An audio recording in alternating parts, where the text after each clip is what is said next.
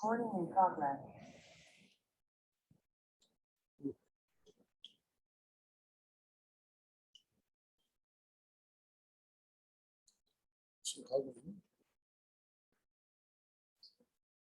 السلام علیکم ورحمۃ اللہ وبرکاتہ. بسم اللہ الرحمن الرحیم والحمد للہ رب العالمین واشهد ان لا الہ الا اللہ وحدہ لا شریک له واشهد ان محمدا عبدہ ورسولہ بعد. اللہ کے فضل و کرم سے باب الزہد والورع پر گزشتہ ہفتے سے درس کا آغاز کیا گیا تھا اور پہلی حدیث شیخ محترم نے آپ کے سامنے پڑھی تھی. ابھی اس حدیث کے اندر بھی کچھ باتیں باقی ہیں جسے انشاءاللہ شیخ محترم آپ کے سامنے ہمارے سامنے بیان کریں گے. شیخ تشریف لا چکے ہیں، اسے مزید کچھ نہ کہتے ہوئے میں بڑے ادب اور احترام کے ساتھ شیخ سے گزارش کرتا ہوں کہ شیخ اپنے درس کا آغاز فرمائیں. اللہ تعالیٰ شیخ محترم کی حفاظت فرمائے اور ہم سب لوگوں کو علم حاصل کرنے کی توفیق دے. آمین. جزاکم اللہ خیر. السلام علیکم ورحمۃ اللہ وبرکاتہ. السلام علیکم ورحمۃ اللہ وبرکاتہ.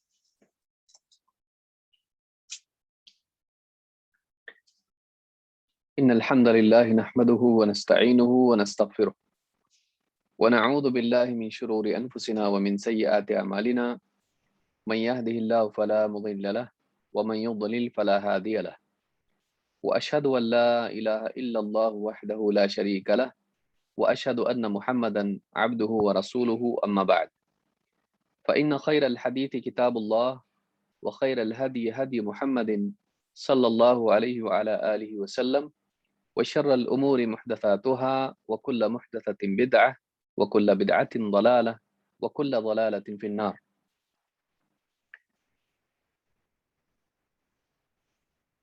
قابل احترام فضیلۃ الشیخ مختار احمد مدنی حفظہ اللہ، دیگر اہل علم، میرے محترم دینی بھائیوں اور قابل احترام اور بہنوں، باب الزہد والورع میں پچھلے درس میں ورع سے متعلق کچھ باتیں ہم نے دیکھی اور ورع کے بارے میں ہم نے جانا کہ یہ حلال و حرام میں احتیاط کو کہتے ہیں کہ ایک انسان ایسی چیزوں سے بچے جن کا آخرت میں نقصان ہے. زہد اس کو کہتے ہیں کہ ایک انسان ایسی چیزوں سے پرہیز کرے جن کا آخرت میں کوئی فائدہ نہیں.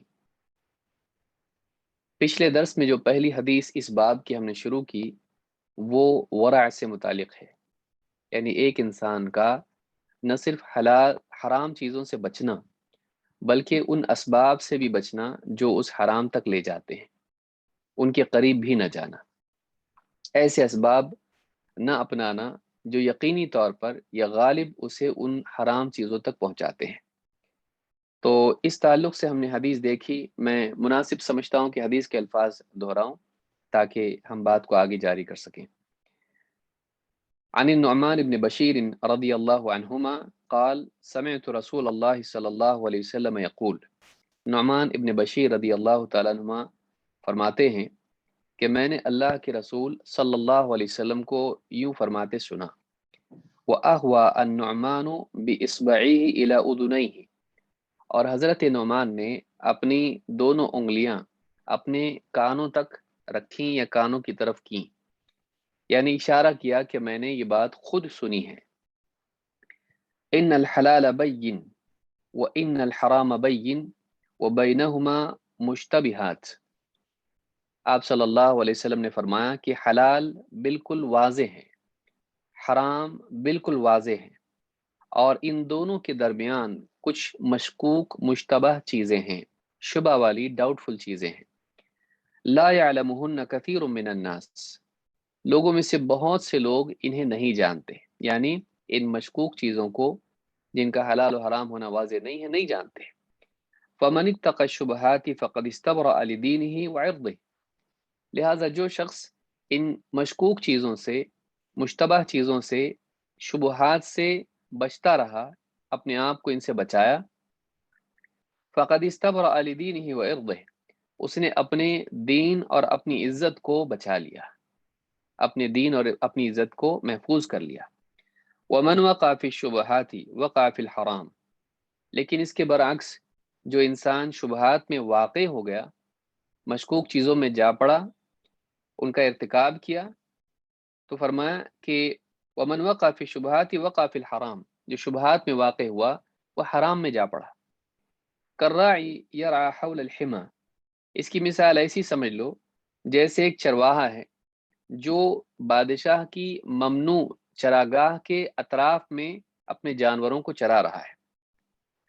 یوشک ان یقع فیہ، قریب ہے کہ اس کے وہ جانور بادشاہ کی اس ممنوع جگہ میں چرنے کے لیے داخل ہو جائیں۔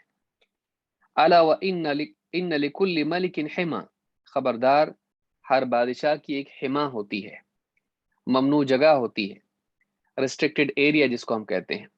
الا وان حما اللہ محارمہ، اور خبردار اللہ تعالیٰ کی حما، اس کی حرام کی ہوئی چیزیں ہیں۔ الا وان فی الجسد مضغہ اذا صلحت صلح الجسد کلہ، خبردار آدمی کے جسم میں گوشت کا ایک ٹکڑا ہے، اگر وہ صحیح ہو جائے تو سارا جسم صحیح ہو جاتا ہے۔ وَإِذَا فَسَدَتْ فَسَدَ الْجَسَدُ كُلُّهُ، اور جب اسی میں بگاڑ پیدا ہو جائے تو سارا جسم بگڑ جاتا ہے، اس میں فساد پیدا ہوتا ہے۔ الا وہی القلب، خبردار اچھی طرح جان لو کہ وہ آدمی کا دل ہے۔ اس حدیث کو امام البخاری مسلم دونوں نے روایت کیا ہے، اور ابن حجر کہتے ہیں متفق علیہ، یہ حدیث متفق علیہ ہے۔ تو کچھ باتیں ہم نے اس تعلق سے دیکھی تھیں کہ حرام سے بچنا اور مشکوک سے بچنا کتنا ضروری ہے۔ آج ہم اس سے آگے بڑھتے ہوئے دیکھیں گے کہ اس حدیث میں مزید اور کیا باتیں ہیں۔ اس حدیث میں سد ذرائع کی بھی دلیل ملتی ہے، یعنی اللہ کے نبی صلی اللہ علیہ وسلم نے مثال کے ذریعے سے بتایا کہ اللہ تعالیٰ نے کچھ چیزیں حرام کی ہیں، ان میں داخل ہونا گناہ ہے۔ اللہ تعالیٰ نے اس کو ممنوع قرار دیا ہے کہ ایک ایسی جگہ جیسے بادشاہ کی ہوتی ہے جس میں دوسروں کے جانور چرنے منع ہوتے ہیں۔ اب ایک چرواہا اگر کنارے تک چلا جائے تو بہت ممکن ہے کہ اس کے جانور اس زمین میں بھی، اس جگہ میں بھی داخل ہو جائیں جو بادشاہ کی جگہ ہے، اور وہاں سب کے لیے جانا منع ہے۔ اس سے معلوم ہوتا ہے کہ اگر منع کی ہوئی چیزوں کے قریب انسان جاتا ہے تو بہت ممکن ہے کہ وہ منع کی ہوئی چیز میں بھی داخل ہو جائے۔ گناہ کے اسباب گناہوں تک پہنچاتے ہیں، لہٰذا گناہوں سے بچنے کے لیے گناہوں کے اسباب سے بچنا چاہیے۔ اس حدیث سے یہ دلیل ملتی ہے کہ انسان گناہوں کے قریب نہ جائے، ان اسباب میں ملوث نہ ہو جو اسے گناہوں تک یقینی طور پر یا غالب طور پر لے جاتے ہیں۔ ابن رجب رحمہ اللہ فرماتے ہیں فتح الباری میں، ان کی اپنی کتاب فتح الباری ہے، ابن حجر کی بھی فتح الباری ہے، کہتے ہیں وفی ھذا دلیل علی سد الذرائع والوسائل الی المحرمات، کہتے ہیں اس حدیث میں اس بات کی دلیل ہے کہ جو ذرائع ہوتے ہیں جو انسان کو گناہوں تک پہنچاتے ہیں، محرمات تک پہنچاتے ہیں، وہ وسائل ہوتے ہیں جو محرمات تک لے جاتے ہیں، ان سے انسان کو بچنا چاہیے، یا ان کو کاٹ دینا چاہیے، ان کو ختم کر دینا چاہیے، ان سے انسان کو روک دینا چاہیے۔ سد ذرائع ایک مسئلہ ہے کہ ایسی چیز جو یقینی طور پر انسان کو گناہوں تک لے جاتی ہے، انسان کے لیے وہ چیز بھی ممنوع ہو جاتی ہے۔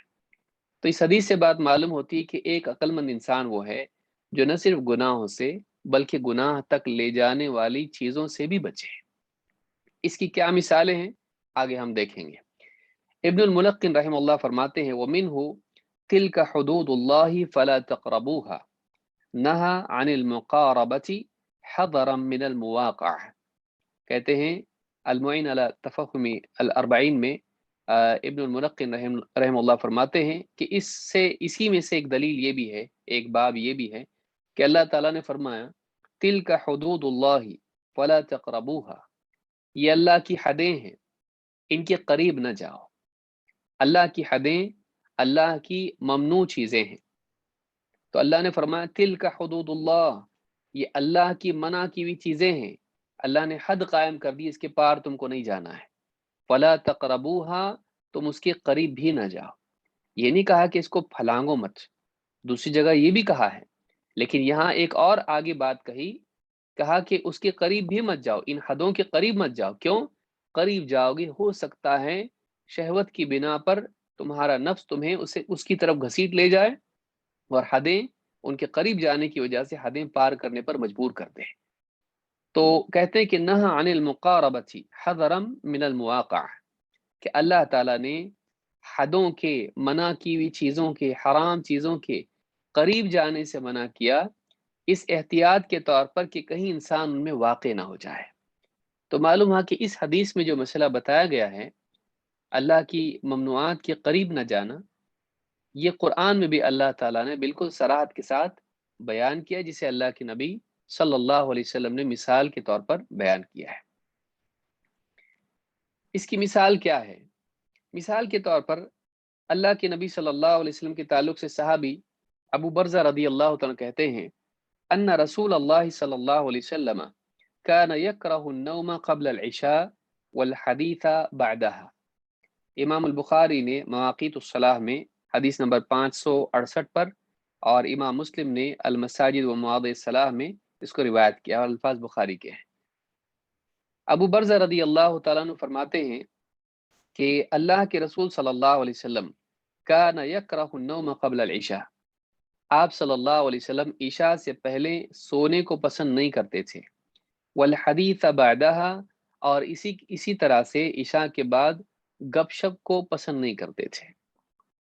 مطلق بات یہاں مراد نہیں ہے، حدیث سے مراد جو گپے بازی ہوتی ہے یا گپ شپ ہوتی ہے، تو اس طرح کی چیز کو اللہ کے رسول صلی اللہ علیہ وسلم پسند نہیں کرتے تھے۔ کیوں؟ علماء نے کہا وجہ اس کی کیا ہے کہ عشاء سے پہلے سوئے گا، بہت ممکن ہے رات میں سویا کا سویا رہ جائے، عشاء چلی جائے، اور یہ بھی ممکن ہے کہ اگر اٹھ بھی جائے تو اس کے اندر سستی رہے گی، وہ نشاط نہیں ہوگا جو عشاء کے لیے ہونا چاہیے تھا۔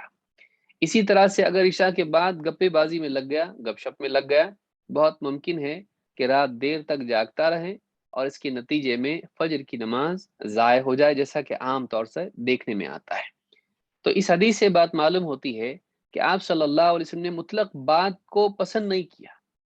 بات چیت منع نہیں ہے، لیکن یہ بات چیت اور یہ نیند دونوں چیزیں جو فی نفسی حلال ہیں، آپ صلی اللہ علیہ وسلم نے ان کو ناپسند کیا۔ کیوں؟ اس لیے کہ ان کی وجہ سے اللہ کے فرائض پر اثر پڑتا ہے۔ یا تو فریضے میں انسان کی کوتاہی ہوتی ہے، اللہ رب العالمین نے جس کو فرض کیا، یا تو اس کی ادائیگی میں کسل پیدا ہوتا ہے، یا پھر یہ کہ سرے سے وہ ضائع ہو جاتا ہے۔ تو ایسی چیزیں جو انسان سے اللہ کے اوامر میں کوتاہی پیدا کریں، ان سے بچنا چاہیے۔ دیکھیے یہ جو حدیث تھی، یہ اس بارے میں کہ اللہ نے ایک فریضہ انسان پر رکھا ہے، اس کو پورا کرنا ہے۔ اس فریضے کی ادائیگی میں جو چیزیں کوتاہی کا ذریعہ بنتی ہیں وہ بھی منع ہے، یا ان سے بھی بچنا چاہیے، ان سے بھی کراہت کا اہتمام انسان کو خود کرنا چاہیے، اجتناب کرنا چاہیے۔ دوسرا نواہی یا مناہی جس کو آپ کہیں، جو ممنوعات ہیں، جو چیزیں ان ممنوعات تک لے جاتی ہیں، منع چیزوں تک لے جاتی ہیں، ان سے بھی بچنا چاہیے۔ اللہ کے رسول صلی اللہ علیہ وسلم نے فرمایا لا یخلون رجل بامرأة الا ومعها ذو محرم، آپ نے کہا کہ کوئی بھی آدمی کسی اجنبی عورت کے ساتھ تنہائی میں نہ رہے، ہاں مگر یہ کہ اس عورت کے ساتھ اس کا محرم بھی ہو۔ اس حدیث کو امام البخاری نے کتاب النکاح میں حدیث نمبر 5233 پر، اور امام مسلم نے کتاب الحج میں حدیث نمبر 1341 پر روایت کیا ہے۔ آپ نے فرمایا کہ کوئی مرد کسی عورت کے ساتھ تنہائی میں نہ رہے سوائے اس کے کہ ہاں اس عورت کے ساتھ میں اس کا محرم موجود ہو۔ کیوں ایسا؟ علماء نے کہا کہ وجہ یہ ہے کہ اگر دونوں تنہائی میں ہوں گے، بہت ممکن ہے کہ شیطان انہیں بہکا کر اللہ کی منع زنا تک لے جائے، کسی نہ کسی درجے میں زنا تک ان کو لے جا سکتا ہے، کہ دونوں کی شہوتوں کو یعنی تحریک دے کر دونوں کو ایک دوسرے کے قریب کر کے گناہ تک لے جا سکتا ہے۔ تو معلوم ہے کہ اکیلے ہوں گے تو دوسرے کوئی دیکھ نہیں رہا ہے، گناہ ہو سکتا ہے، لہٰذا ایسے اسباب سے بچا جائے جو گناہ کی طرف انسان کو لے جاتے ہیں، گناہ آسان کرتے ہیں۔ اسی طرح سے اللہ کے نبی صلی اللہ علیہ وسلم نے فرمایا من کان یؤمن باللہ والیوم الآخر فلا یجلس علی مائدۃ یدار علیہا بالخمر، کہ جو آدمی اللہ اور آخرت کے دن پر ایمان رکھتا ہے، وہ ہرگز بھی ایسے دسترخوان پر یا ایسے ٹیبل پر نہ بیٹھے جس پر شراب کا دور چل رہا ہو۔ یہ خود تو نہیں پی رہا ہے، دوسرے پی رہے ہیں، لیکن یہ ادھر بیٹھا ان کے ساتھ میں اسی ٹیبل پر بیٹھا ہوا ہے جس پر لوگ شراب پی رہے ہیں۔ امام ترمذی اور حاکم نے اس کو روایت کیا ہے، صحیح جامع صغیر حدیث نمبر 6506، حدیث حسن ہے۔ ایک آدمی ایسے ٹیبل پر بیٹھے جس پر لوگ شراب پی رہے ہیں، آپ نے کہا نہیں، جو اللہ اور آخرت پر ایمان رکھتا ہے نہ بیٹھے وہاں پر۔ دو وجہ اس کی ہے بنیادی طور پر۔ ایک تو یہ کہ ان کے ساتھ بیٹھنے کی وجہ سے ہو سکتا ہے اس کی شراب کی رغبت اس کے دل میں پیدا ہو، دوسروں کو دیکھ کے یا ان کی ترغیب پر یہ بھی پینے والا بن جائے، تو یہ ذریعہ بنے گا اس کا شراب پینے کا، تو بیٹھنا ہی منع کر دیا۔ یا پھر یہ کہ اگر ان کے ساتھ بیٹھے گا، کوئی آدمی اس کو دیکھے گا تو اس کی عزت خراب ہو جائے گی، دیکھو لوگوں کے ساتھ بیٹھ کے شراب پی رہا ہے، حالانکہ یہ نہیں پی رہا تھا، بلکہ ہو سکتا ہے یہ دوسرا کوئی ڈرنک پی رہا ہو، شربت پی رہا ہو، لیکن لوگ دیکھ کے یہی کہیں گے کہ یہ شراب تھی۔ تو بہت ممکن ہے کہ ایک انسان یعنی گناہ نہ کر کے بھی بے عزت ہو جائے، اس کی عزت خراب ہو، وہ لوگوں کے نزدیک متہم ہو جائے۔ تو اس حدیث سے بات معلوم ہوتی ہے کہ انسان کو گناہ سے اور اپنی عزت کے برباد ہونے سے بچنے کے لیے ضروری ہے کہ وہ ایسی چیزوں سے بھی بچے جو محرمات کے قریب لے جاتی ہیں، حرام چیزوں سے دور ہی رہے، ان کے اسباب سے دور ہی رہے۔ تو یہ بات اس حدیث میں ہم کو معلوم ہوتی ہے۔ تو اس سے سد ذریعہ کا مسئلہ سمجھ میں آتا ہے کہ آپ نے بتایا کہ بادشاہ کی زمین ہے، اس میں چرنا منع ہے، جانور وہاں چرا نہیں سکتے ہیں۔ ایک چروا اگر اپنے جانوروں کو ایک دم اس کے قریب لے جائے گا، بہت ممکن ہے اس جگہ میں داخل ہو جائے اور بادشاہ کی سزا کا حقدار بنے۔ تو جانور تو ایسا ہوتا ہے کہ اس کو آپ کنٹرول نہیں کر سکتے، ایسے ہی نفس ہوتا ہے، نفس کو بھی آپ کنٹرول نہیں کر سکتے ہیں جب سامنے وہ چیز ہوتی ہے، لہذا انسان ان سے دور رہے تاکہ گناہوں سے بچے۔ اس کے بعد اللہ کے نبی صلی اللہ علیہ وسلم نے تقوی کی اصل بتائی، کہ جیسے آپ نے پہلے تو بتایا کہ حرام چیزوں سے بچنا چاہیے، ان سے قریب کرنے والی چیزوں سے، ان تک لے جانے والی چیزوں سے بھی بچنا چاہیے۔ پھر بتایا کہ اصل جو تقوی کی جگہ ہے وہ کیا ہے، جس کی اصلاح کی ضرورت ہے وہ کیا ہے، کون سی چیز ہے جو انسان کو گناہوں کی طرف لے جا سکتی ہے، کہاں سے اصلاح کی شروعات ہونا چاہیے۔ آپ نے فرمایا الا وان فی الجسد مضغہ اذا صلحت صلح الجسد كله واذا فسدت فسد الجسد كله الا وهي القلب، خبردار آدمی کے جسم میں گوشت کا ایک ٹکڑا ہوتا ہے، اذا صلحت جب وہ صحیح ہو جائے، اس کی اصلاح ہو جائے، اس میں صلاح، اس میں بھلائی آ جائے، تو پورے جسم میں یعنی پورے اعمال میں بھلائی آ جاتی ہے۔ اور اگر اس ٹکڑے میں، گوشت کے ٹکڑے میں اگر بگاڑ آ جائے تو پھر سارا جسم صحیح ہو جاتا ہے، اس بگڑ جاتا ہے۔ الا وہی القلب، خبردار وہ آدمی کا دل ہے۔ اس حدیث سے معلوم ہوا کہ انسان کے دل میں، جسم میں گوشت کا ایک ٹکڑا دل ہے، حالانکہ مدغہ اس کو کہا گیا، علماء نے کہا مدغہ اس کو یعنی چبایا جا سکتا ہے، اتنا ہے یہ، تو اتنا چھوٹا ہے، لیکن اتنا چھوٹا حصہ جسم کا ہے جو بقیہ پورے جسم کو کنٹرول کرتا ہے، یہ بادشاہ کی حیثیت رکھتا ہے انسان کے پورے جسم میں۔ اسی کے حکم پر انسان کی نگاہیں نیچی ہوتی ہیں یا پھر محرمات کی طرف دیکھتی ہیں، اسی کے حکم پر انسان کی زبان بولتی ہے، ہاتھ پاؤں حرکت میں آتے ہیں۔ لہٰذا ایک انسان کو چاہیے کہ دل کی حفاظت کرے تاکہ پورے جسم کی حفاظت ہو۔ اللہ کے نبی صلی اللہ علیہ وسلم کی ایک اور حدیث میں معلوم ہوتا ہے کہ بیماری اور صحت یہاں پر قلب ہی پر موقوف ہے۔ آپ نے فرمایا کہ ان فی الانسان مضغہ، انسان کے جسم میں گوشت کا ایک ٹکڑا ہے، اذا سلمت وصحت سلم سائر الجسد وصح، اگر یہ ٹکڑا سلامت رہے اور اس میں صحت ہو، صحت مند رہے، تو پھر اس کا سارا جسم صحیح ہوتا ہے یعنی صحت مند ہوتا ہے۔ وَإِذَا سَقِمَتْ سَقِمَ سَائِرُ الْجَسَدِ وَفَسَدَ أَلَا وَهِيَ الْقَلْبُ، اور اگر اسی میں بیماری آ جائے تو پورا جسم بیمار ہو جاتا ہے اور اس میں فساد پیدا ہو جاتا ہے، بگاڑ پیدا ہو جاتا ہے، اور وہ انسان کا دل ہے۔ امام احمد نے اس کو روایت کیا اور یہ اس کی سند صحیح ہے۔ تو اس سے معلوم ہوتا ہے کہ انسان کے دل کا بیمار ہونا اس کی دینداری کے بگاڑ کا ذریعہ ہے، لہٰذا دل کی اصلاح کرنا آدمی کے دین کی بہتری کا یقینی ذریعہ ہے۔ تو ساری ہماری توجہات ہمارے قلب پر ہونی چاہیے۔ امام نووی رحمۃ اللہ علیہ فرماتے وفی هذا الحدیث التأکید على السعی فی صلاح القلب وحمایته من الفساد، اس حدیث میں اس بات کی تاکید ہے کہ انسان کو اپنے قلب کی اصلاح کی مسلسل کوشش کرتے رہنا چاہیے اور اسے بگڑنے سے بچائے رکھنا چاہیے۔ ہماری ساری توجہ کہاں ہو، سب سے زیادہ ہم کو کس چیز پر دھیان دینا چاہیے؟ اس حدیث میں ہم کو بتایا گیا ہے کہ آدمی کو سب سے زیادہ اپنے دل پر دھیان دینا چاہیے۔ دل کا بگاڑ ساری زندگی کا بگاڑ ہے۔ دل کا سدھار انسان کی پوری شخصیت کا سدھار ہے۔ سارے اعمال سدھرتے ہیں دل کے سدھرنے سے، سارے اعمال بگڑتے ہیں دل کے بگڑنے سے۔ شیخ صالح الفوزان کہتے ہیں من اسباب صلاح القلوب الابتعاد عن اکل الحرام۔ اس حدیث سے بھی معلوم ہوتا ہے کہ انسان کے اعمال کا اور حلال و حرام کا ایک تعلق ہے۔ کہا کہ یعنی انسان کے دل کی اصلاح من اسباب صلاح القلوب الابتعاد عن اکل الحرام، دلوں کی اصلاح اس میں ہے کہ انسان حرام کھانے سے بچے۔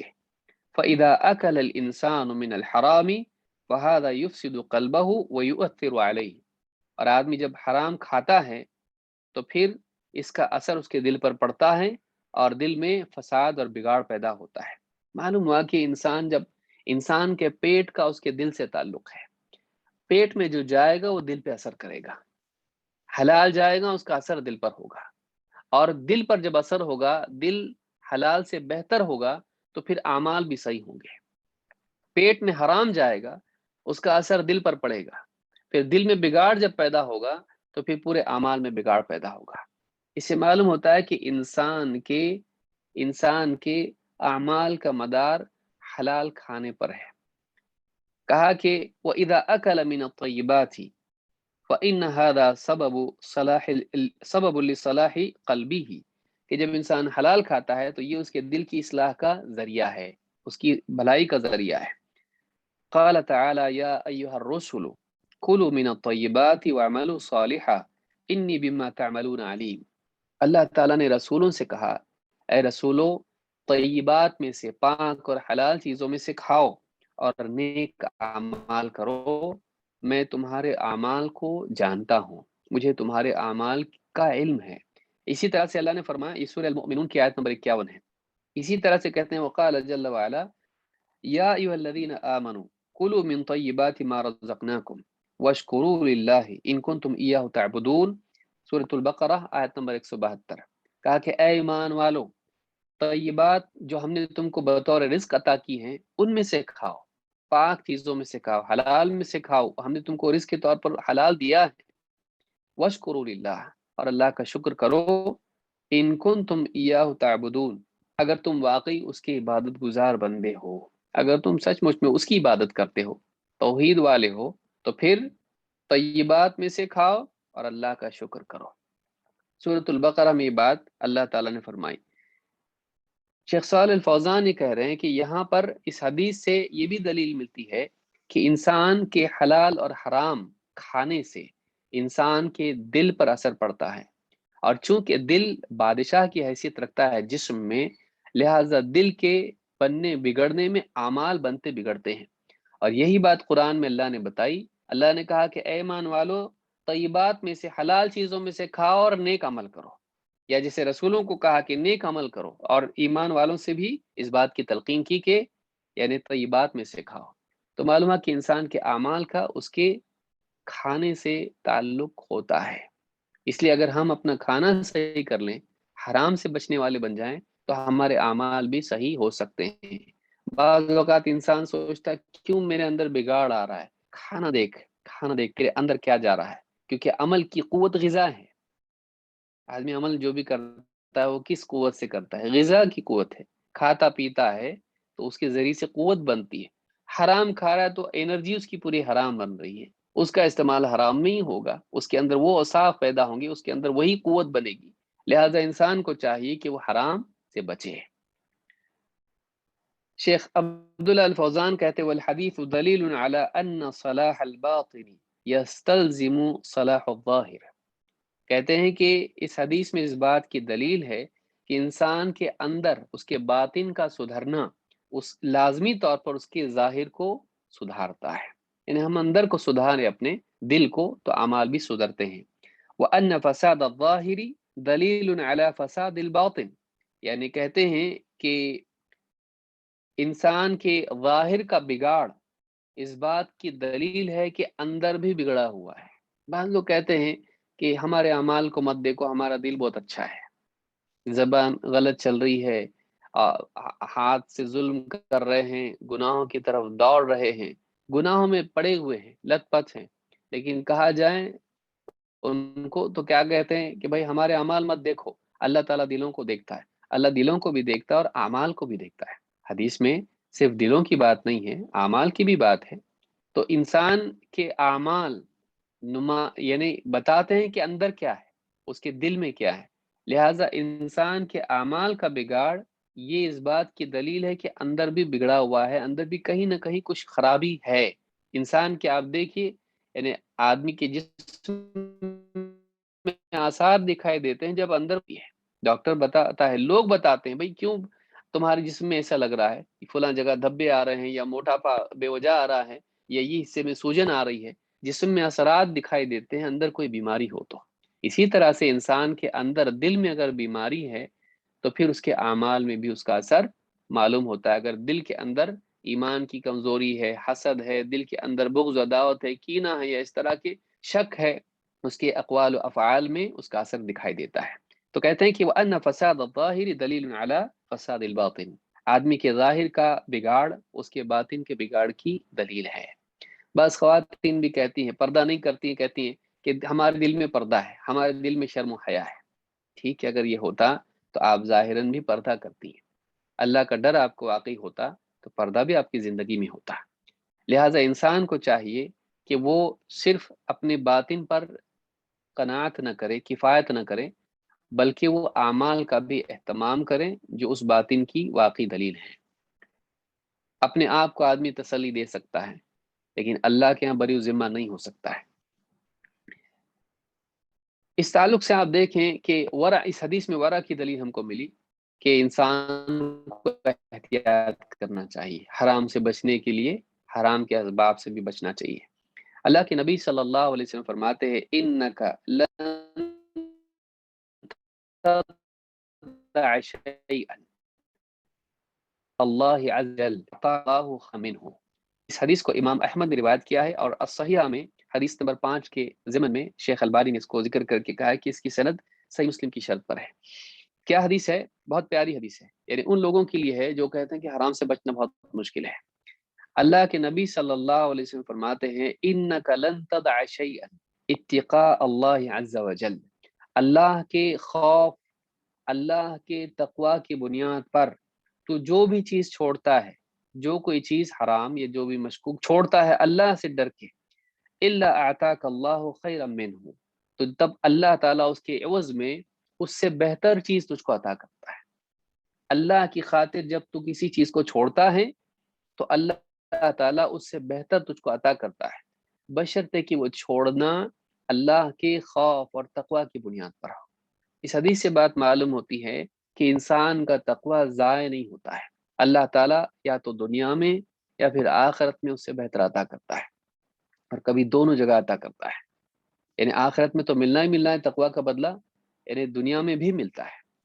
تو یہ بات ہم کو حدیث سے معلوم ہوتی ہے کہ اللہ کی خاطر آدمی ہمت کرے، حرام کو چھوڑے، ڈرے نہیں کہ کیا ہوگا میرا۔ اللہ تعالیٰ تقوی والوں کے لیے راستہ نکالتا ہے، ان کو بہتر رزق عطا فرماتا ہے۔ اللہ تعالیٰ فرماتا ہے وَمَن يَتَّقِ اللَّهَ يَجْعَل لَّهُ مَخْرَجًا وَيَرْزُقْهُ مِنْ حَيْثُ لَا يَحْتَسِبُ، جو اللہ کی خاطر ڈرتا ہے، اللہ سے ڈرتا ہے، تقوی اختیار کرتا ہے، پرہیزگاری اختیار کرتا ہے، وَمَن يَتَّقِ اللَّهَ يَجْعَل لَّهُ مَخْرَجًا، اللہ تعالیٰ مصیبت سے نکلنے کا راستہ اس کے لیے بناتا ہے، وَيَرْزُقْهُ مِنْ حَيْثُ لَا يَحْتَسِبُ، اور ایسی جگہ سے اس کو رزق عطا فرماتا ہے کہ اس کا گمان بھی نہیں تھا، اس کا گمان بھی نہیں تھا، ایسی جگہ سے رزق دیتا ہے۔ تو حرام سے آدمی بچے، اللہ حلال کا انتظام اس کے لیے کرے گا۔ جس نے ماں کے پیٹ میں اس کو بغیر کسی دکان اور جاب اور ڈگری اور آن لائن آف لائن اس کے بغیر اللہ نے دیا اس کو، تو اللہ تعالیٰ باہر دنیا میں کیوں نہیں دے گا جبکہ اس کے سارے اسباب بھی اس کو دیے ہیں۔ بغیر اسباب کے اللہ تعالیٰ نے ہاتھ چلائے، نہ پاؤں چلائے، نہ آنکھیں چلائی، نہ کچھ کیا، نہ مانگا زبان سے، پھر بھی ماں کے پیٹ میں اللہ نے دیا۔ باہر آنے کے بعد اس کے پاس آنکھیں ہیں، کان ہیں، زبان ہے، ہاتھ پاؤں ہیں، سارے اسباب اور وسائل ہیں، پوری دنیا اس کے سامنے ہے، کیوں نہیں دے گا اللہ تعالیٰ؟ تو انسان کو اللہ پہ بھروسہ رکھنا چاہیے اور اللہ سے ڈرنا چاہیے۔ دیکھیے، گناہ کے ذریعے سے اگر دنیا میں مل جائے، اللہ کی رضا کو کھو کے اپنی غذا حاصل نہیں کی جاتی ہے، جس کو یاد رکھیے۔ ایک آدمی اللہ کی رضا کو ضائع کر کے اللہ کی یعنی غذا اپنی حاصل کرے، کتنی شرم کی چیز ہے۔ کیا پایا اور کیا کھویا اس نے؟ اللہ کے نبی صلی اللہ علیہ وسلم کو آپ دیکھیں، آپ کتنا احتیاط کرتے تھے۔ اللہ کے رسول صلی اللہ علیہ وسلم فرماتے ہیں انی لانقلب الی اہلی، میں اپنے گھر والوں کی طرف لوٹتا ہوں یا گھر میں یعنی واپس جاتا ہوں، فاجد التمرۃ ساقطۃ علی فراشی، کبھی ایسا بھی ہوتا ہے کہ یعنی بستر پر یا زمین پر مجھے کھجور کا ایک ٹکڑا دکھائی دیتا ہے یا کھجور پڑی ہوئی ملتی ہے، فارفعها لاکلها، میں اٹھاتا ہوں کہ کھاؤں۔ بھوک کی وجہ سے انسان ایک بعض اوقات اٹھا لیتا، کھانے کا ارادہ ہوتا ہے، کھانے کی چیز ہے، بھوک خاص طور سے اگر لگی ہے، پریشان انسان بھوک سے تو ملتا ہے، میں اٹھاتا ہوں کہ کھاؤں اس کو۔ ثم اخشى ان تكون صدقة فالقيها، پھر مجھے اس بات کا خوف لاحق ہوتا ہے، مجھے ڈر ہوتا ہے کہ کہیں صدقے کی تو نہیں، کہیں صدقے کی نہ ہو، تو میں پھر اسے ڈال دیتا ہوں، کیونکہ اللہ کے نبی صلی اللہ علیہ وسلم کے گھر میں صدقے کی چیزیں بھی آتی تھیں کسی اور کو دینے کے اعتبار سے، تو آپ صلی اللہ علیہ وسلم سوچتے تھے کہ کہیں صدقے کی تو نہیں، کیونکہ آپ کے لیے اور آپ کے اہل بیت کے لیے صدقہ حرام ہے۔ تو اللہ کے نبی صلی اللہ علیہ وسلم پھر اس کھجور کو کھانے کا ارادہ کرنے کے بعد بھی ڈال دیتے تھے، جب آپ کو یاد آتا کہیں صدقے کی نہ ہو۔ تو یہ اللہ کے نبی صلی اللہ علیہ وسلم کا احتیاط تھا۔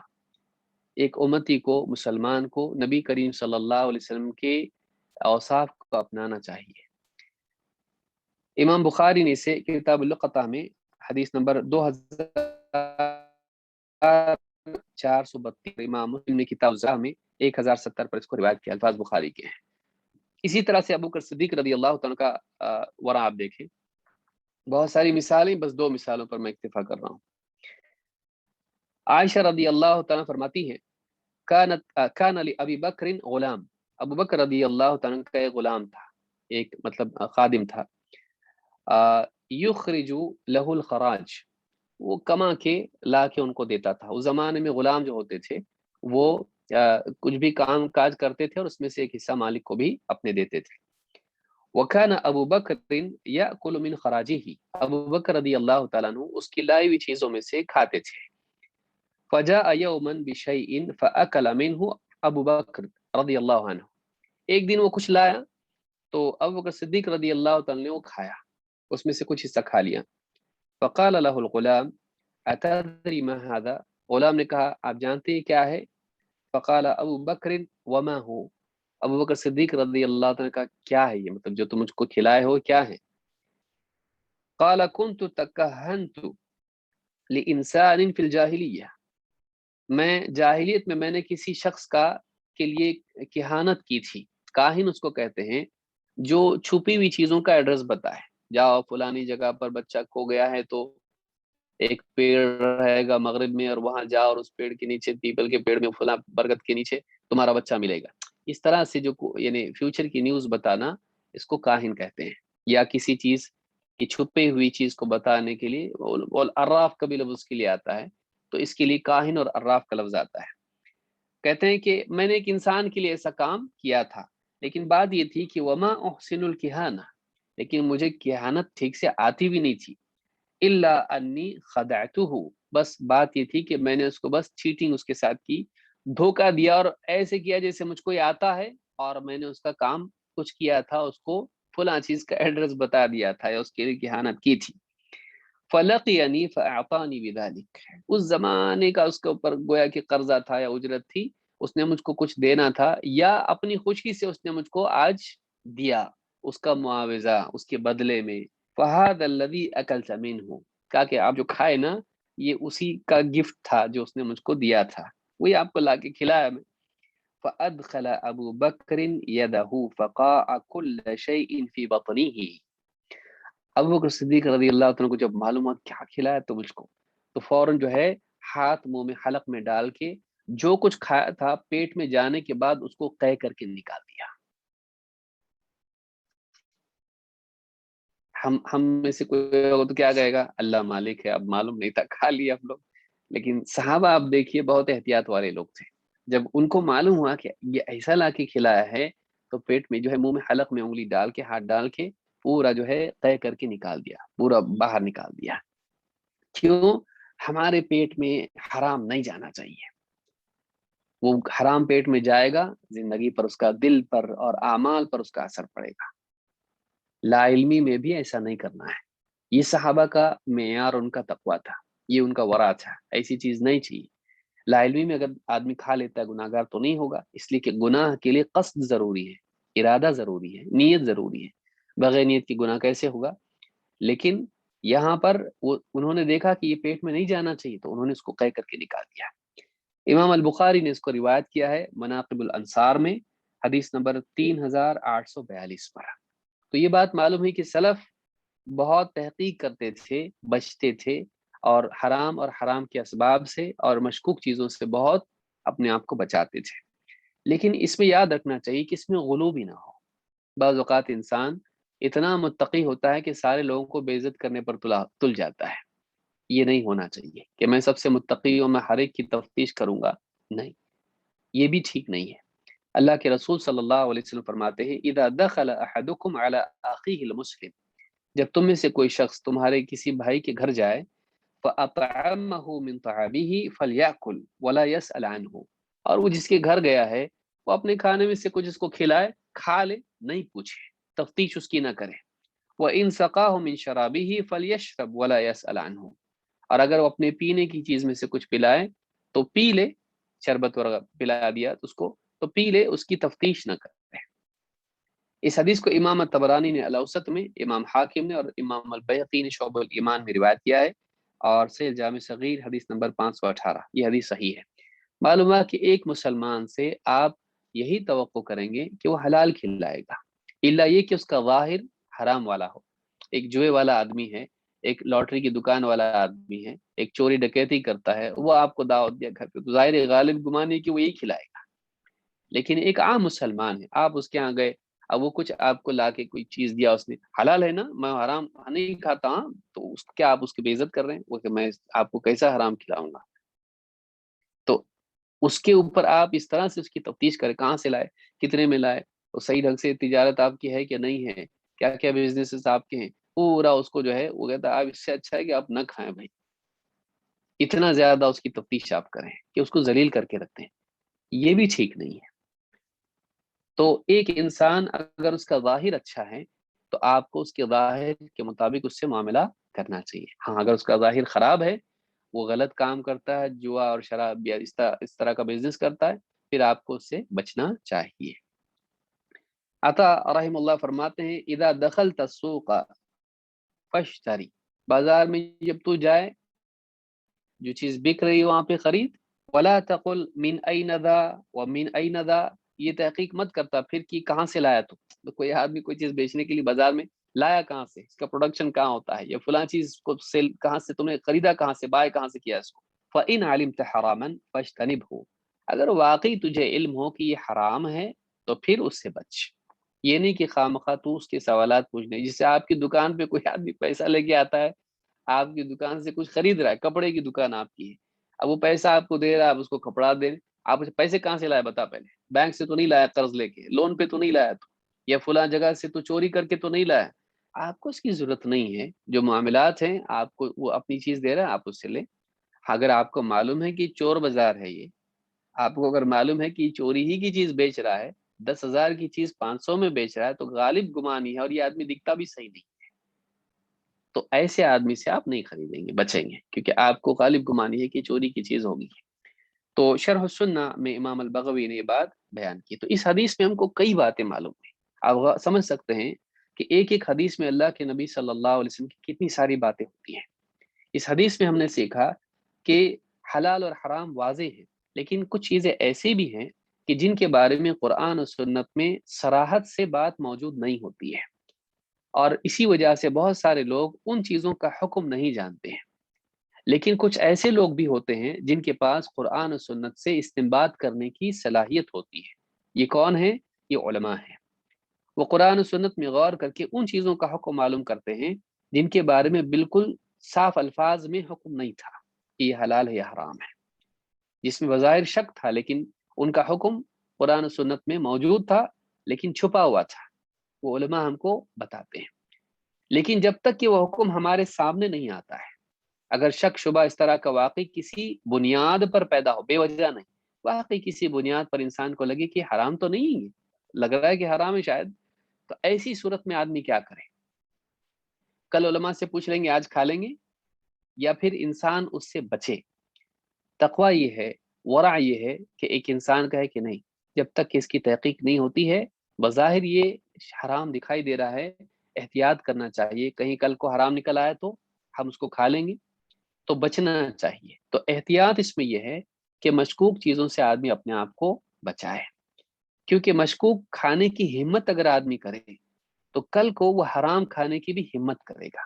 دل میں کھٹک تھی کہ کہیں حرام تو نہیں، لیکن اس کھٹک کو ہٹا کے کیا کیا چھوڑ دو، کھا لیں گے، اس کو خرید لیں گے، پہن لیں گے، استعمال کر لیں گے۔ تو تیرے دل میں کھٹک تھی، لگ رہا تھا کہ حرام ہے، لیکن تو نے اس کے دل کی آواز کو اپنے کان بند کر لیے، اس کی بات نہیں سنی اور ہمت کر کے اس کا ارتکاب کیا۔ کل کو صاف تجھ کو دکھائی دے گا کہ یہ حرام ہے، لیکن تو چونکہ رکنے کی پریکٹس تجھ کو نہیں ہے، تو شک کے باوجود اس میں واقع ہوتا ہے، تو حرام یقین کے باوجود اس میں واقع ہو سکتا ہے۔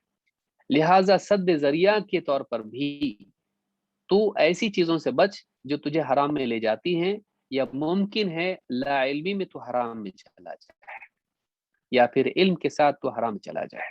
تو ایسے اسباب سے بچ جو تجھے حرام کے قریب لے جاتے ہیں یا حرام میں لے جاتے ہیں۔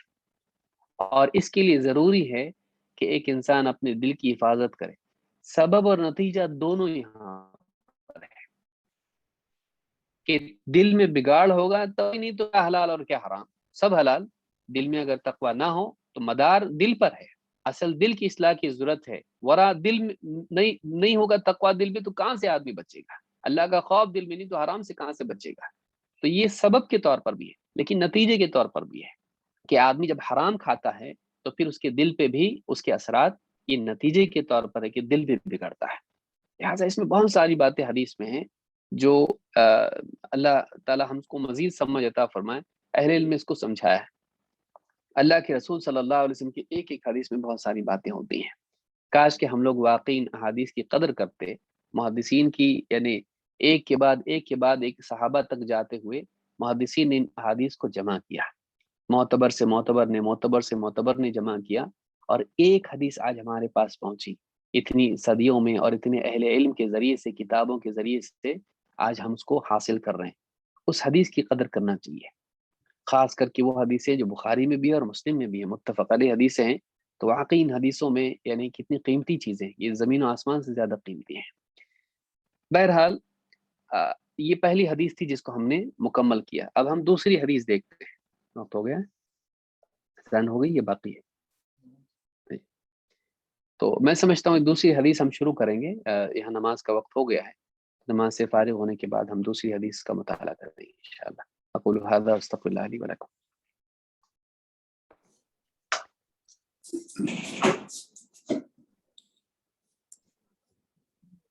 اللہ شیخ محترم کو ان قیمتی باتوں پر جزائے خیر عطا فرمائے۔ جیسا کہ وہاں نماز کا وقت ہو گیا ہے، انشاءاللہ نماز کے بعد شیخ اپنے درس کا دوبارہ آغاز فرمائیں گے۔ شیخ نے درس کے آخر میں بڑی قیمتی بات کہی ہے کہ وسوسہ یہ ورع کا نام نہیں ہے۔ کچھ لوگ وسوسے کا شکار ہیں تو اسی صورت میں ہر چیز کے بارے میں تفتیش کرتے ہیں، یہ ورع نہیں ہے۔ بازار میں گئے، کسائی کی دکان پر گوشت خریدنے کے لیے پوچھتے ہیں کہ بسم اللہ اکبر کہہ کر کے ذبح کیا تھا کہ نہیں ذبح کیا تھا، تمہارا عقیدہ کیا ہے؟ مسلمان کی دکان ہے، کلمہ پڑھتا ہے، تو یہ ورع نہیں ہے، یہ وسوسہ ہے۔ لہذا ورع اور وسوسہ کے اندر فرق کرنا چاہیے۔ ورع ہم سے مطلوب ہے، وسوسہ ہم سے وسوسے سے دور رہنے کی ضرورت ہے۔ اللہ تعالیٰ سب کو صحیح سمجھ عطا فرمائے۔ سوالات کا سلسلہ شروع کیا جا رہا ہے جب تک کہ شیخ واپس تشریف نہیں لاتے ہیں۔ جی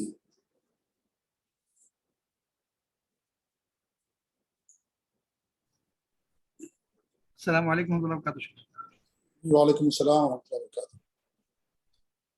ابھی تک سوالات کو نہیں آئے. ایک سوال آیا ہے ابھی.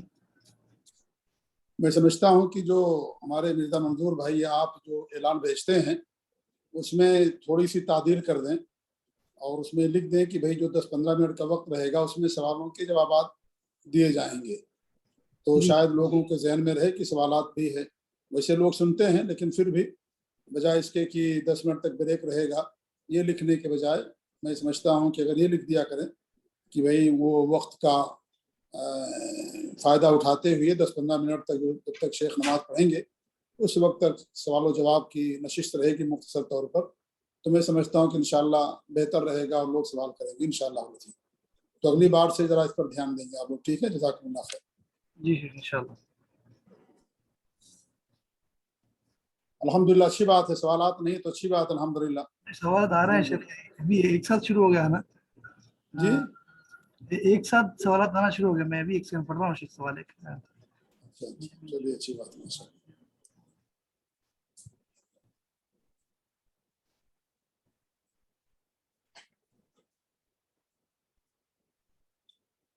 شیخ بھائی کا سوال ہے کہ انڈیا میں جو باہر ملکوں کی چیزیں بیچتے ہیں تو ان سے پوچھ سکتے ہیں کہ اس میں کچھ حرام چیز ہے یا نہیں؟ جزاک اللہ خیر.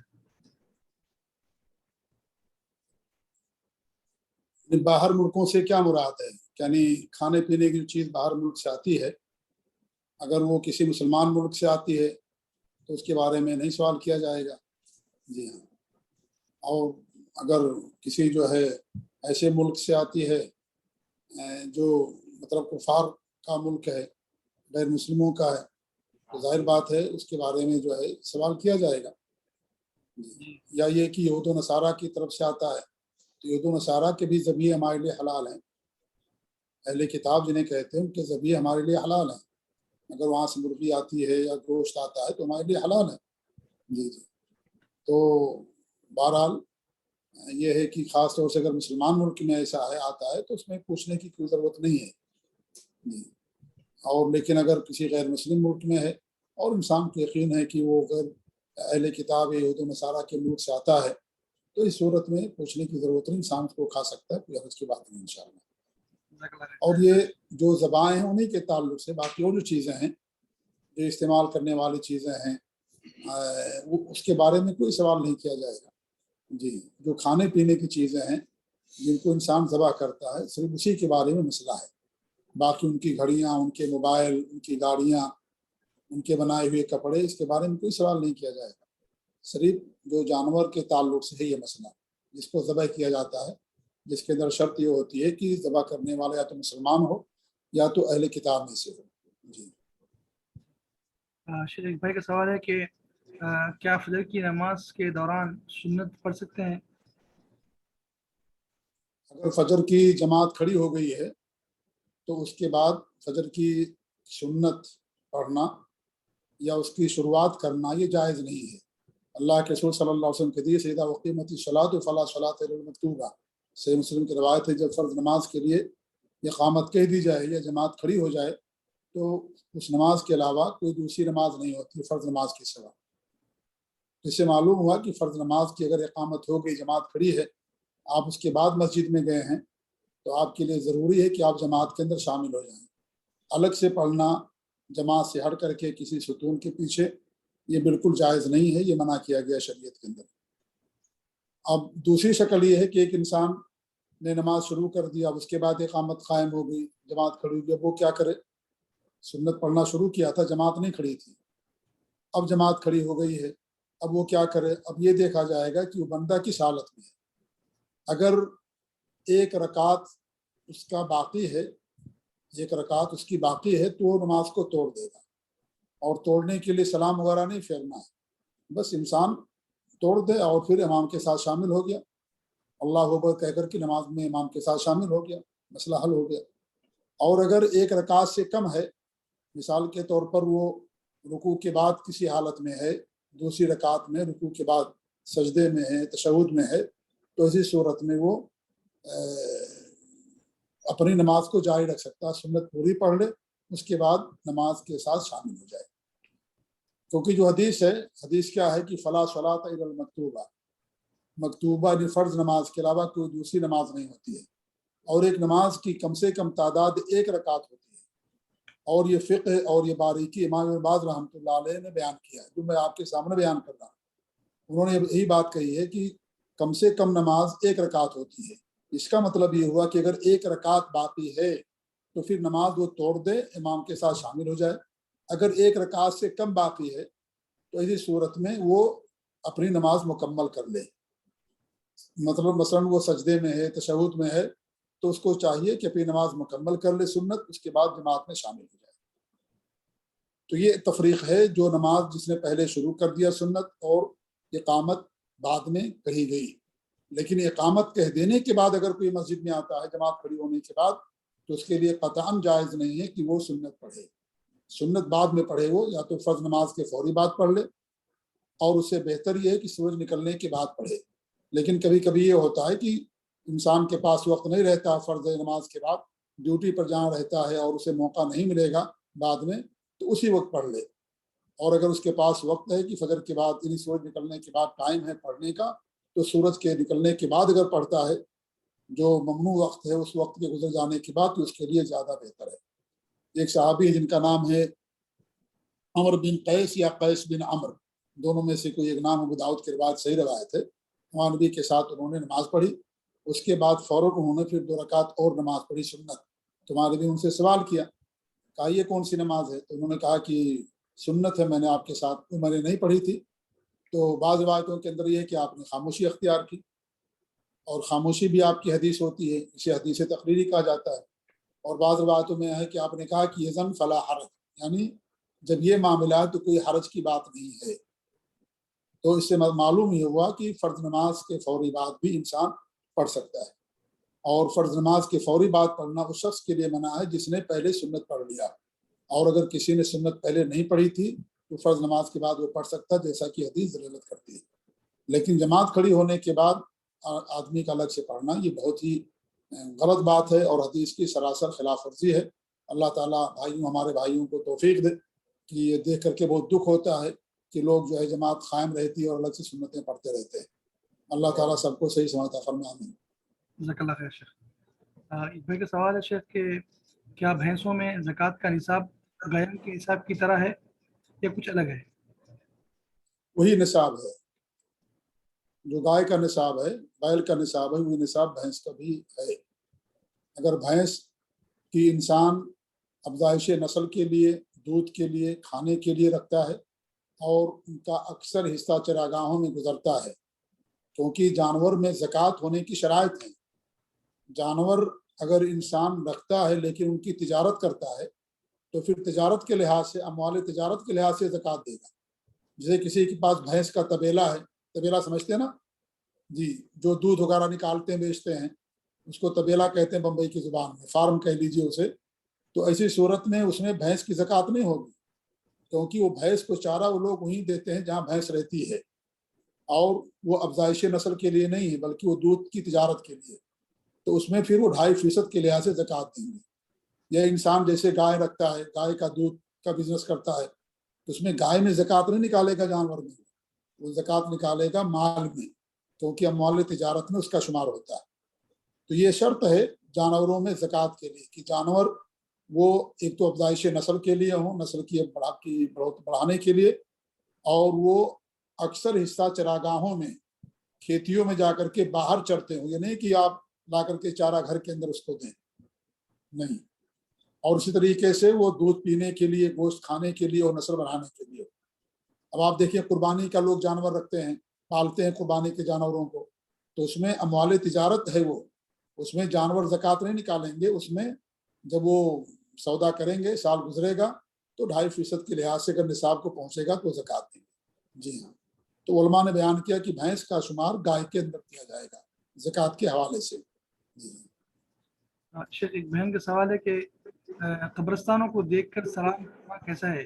کیا اس کی کوئی دلیل ہے؟ اللہ کے رسول صلی اللہ علیہ وسلم کی حدیث ہے، جب تم وہاں سے گزرو تو وہاں جو ہے کیا نام ہے، قبرستان کی زیارت کے وقت دعا پڑھو، اور وہ دعا وہی ہے، سلام نہیں کہا جائے گا اسے، سلام نہیں ہے، وہ دعا ہے۔ وہ جیسے آپ مسجد میں داخل ہوتے ہیں دعا پڑھتے ہیں، مسجد سے نکلتے ہیں دعا پڑھتے ہیں، وضو کے پہلے بسم اللہ کہتے ہیں، وضو کے بعد دعا پڑھتے ہیں، بازار میں داخل ہوتے ہیں دعا پڑھتے ہیں، کھانا کھاتے ہیں بسم اللہ کہہ کر کے، کھانے کے بعد دعا پڑھتے ہیں، تو دعا ہے یہ سلام نہیں ہے یہ کہ آپ سمجھ رہے ہیں کہ کسی سلام کر رہے ہو آپ کا جواب دے رہے، یہ دعا ہے یہ السلام علیکم یا اہل المؤمنین والمسلمین وانا ان شاء اللہ بکم لاحقون انتم سلفنا ونحن خلفکم ونسأل اللہ لنا ولکم العافیہ، یہ دعا ہے پوری جس میں ان کی سلامتی کے لیے دعا کی گئی ہے، تم پر سلامتی ہو، اللہ تمہاری حفاظت فرمائے۔ اس لیے دعا مسلمان قبرستان کی زیارت کے وقت پڑھی جائے گی، جب وہاں سے انسان گزرے قبرستان کے پاس سے، دیکھا اس کو اس کے بغل سے گزر رہا، دعا پڑھ لے، یہی زیارت اس کی ہو گئی۔ اور اگر وہ غیر مسلموں کی قبرستان ہے تو یہ دعا نہیں پڑھی جائے گی، کیونکہ غیر مسلموں کے لیے سلامتی نہیں ہے اللہ تعالیٰ کی طرف سے۔ تو یہ دعا ہے، یہ سلام نہیں ہے کہ آپ کسی زندہ مسلمان بھائی سلام کرتے ہیں تو آپ کے سلام کا جواب دیتا نہیں، بلکہ یہ دعا ہے۔ اور السلام کی معنی سلامتی کے ہوتے ہیں، تم پر سلامتی، تمہاری حفاظت، اللہ تمہاری مدد کرے، اللہ رب العالمین تمہارا جو ہے تمہارے گناہوں کی مغفرت کرے، تو یہ دعا ہے نہ کہ یہ سلام ہے۔ جی شیخ آئی تھنک شیخ آ چکے ہیں۔ اچھا ماشاء اللہ، جی چلیں جزاکم اللہ خیر۔ یہ سوالات کی نشست یا السلام علیکم ورحمۃ اللہ۔ کا وقفہ ختم کیا جا رہا ہے اور شیخ تشریف لا چکے ہیں، شیخ کے درس کو آپ لوگ دھیان سے سنیں، جزاکم اللہ خیر۔ الحمد للہ رب العالمین والصلاة والسلام علی سید الانبیاء والمرسلین نبینا محمد وعلی آلہ وصحبہ اجمعین، اما بعد۔ پچھلی مجلس میں حرام اور حرام کے اسباب سے بچنے کے تعلق سے ایک حدیث ہم نے دیکھی، لیکن حرام میں آدمی واقع کیوں ہوتا ہے؟ حرام میں اس لیے واقع ہوتا ہے کہ انسان کے دل میں لالچ ہوتی ہے۔ حرام کمائی انسان کے دل میں مال کی محبت کی وجہ سے ہوتی ہے۔ ایک انسان، اس کے دل میں مال کی محبت ہوتی ہے، وہ کسی طرح سے چاہتا ہے کہ اسے مال ملے، یہی وجہ ہے کہ ایک انسان حرام طریقے سے کماتا ہے، اور اسی طرح سے انسان حرام میں خرچ کرتا ہے اس لیے کہ اس کے پاس مال ہوتا ہے۔ تو ایک انسان جب لذتوں کا عادی ہو جائے تو ایسا انسان برباد ہو جاتا ہے، تباہ ہو جاتا ہے۔ حدیث نمبر 2 میں اسی بات کو بیان کیا گیا ہے کہ ایک انسان چیزوں کا بندہ بن جائے اللہ کا بندہ بننے کی بجائے، وہ چیزوں کا غلام بنے اللہ کا غلام بننے کی بجائے۔ حدیث کے الفاظ کیا ہیں؟ وعن ابی ہریرہ رضی اللہ عنہ قال قال رسول اللہ صلی اللہ علیہ وسلم تعس عبد الدینار والدرہم والقطیفۃ ان اعطی رضی وان لم یعط لم یرضى، اخرجہ البخاری۔ ابو ہریرہ رضی اللہ تعالیٰ عنہ سے روایت ہے، فرماتے ہیں اللہ کے رسول صلی اللہ علیہ وسلم نے ارشاد فرمایا تعس عبد الدینار والدرہم والقطیفہ، تعیسہ تباہ ہو گیا، برباد ہو گیا وہ شخص، یا تباہی بربادی دوری ہو اس انسان کے لیے جو بندہ ہے، غلام ہے دینار و درہم کا اور کمبل کا یا شال کا یا کپڑے کا۔ قطیفہ جو ہے یہ کمبل کے طور پر جو استعمال ہوتا ہے یا شال کے طور پر جو کپڑا استعمال ہوتا ہے اس کو کہتے ہیں۔ ان اعطی رضی وان لم یعط لم یرضى، اگر اسے، اس کا حال یہ ہے کہ اگر اسے عطا کیا جائے تو راضی ہو جاتا ہے، خوش ہوتا ہے، اور اگر عطا نہ کیا جائے تو راضی نہیں ہوتا ہے، یعنی نہ خوش ہو جاتا ہے۔ اخرجہ البخاری، اس حدیث کو امام البخاری نے روایت کیا ہے۔ ایک اور حدیث ہے جو بخاری ہی کی روایت ہے، اس حدیث میں، اس روایت میں اللہ کے نبی صلی اللہ علیہ وسلم نے اور بھی بات اس میں کہی ہے۔ آپ فرماتے ہیں تعس عبد الدینار وعبد الدرہم وعبد الخمیصۃ، تباہ ہو یا برباد ہو انسان جو دینار کا اور درہم کا بندہ ہے، دینار کا بندہ ہے اور خمیصہ کا بندہ ہے، شال وغیرہ ہوتی ہے اس کے لیے بھی خمیصہ کا لفظ آتا ہے۔ ان اعطی رضی، اگر اسے عطا کیا جائے تو راضی ہو جاتا ہے، وان لم یعط ساخط، اور اگر اسے عطا نہ کیا جائے تو غصہ ہوتا ہے، ناراض ہو جاتا ہے۔ تعس وانتکس، گرا، یعنی ایسا انسان جو ہے، یعنی शिकार है गिरने का या गिरावट का, वंतकसा, और आगे इसकी तशरीह आएगी इंशाल्लाह। ऐसा इंसान जो है और मुंह के बल, सर के बल गिरने वालों में से है। व इदा शीका फलंतकशा, ये ऐसा इंसान है कि अगर इसके पाँव में कांटा चुभ जाए तो उसको निकाल भी ना पाए, या कोई इसका कांटा उसके पाँव से ना निकाले।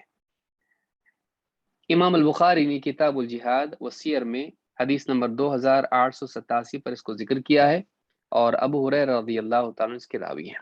यहाँ पर तईसा का लफ्ज़ आया, इसकी वाकई माना क्या है कि कहा तईसा अब्दुद दीनारी व अब्दुद दिरहमी व अब्दुल कतीफती।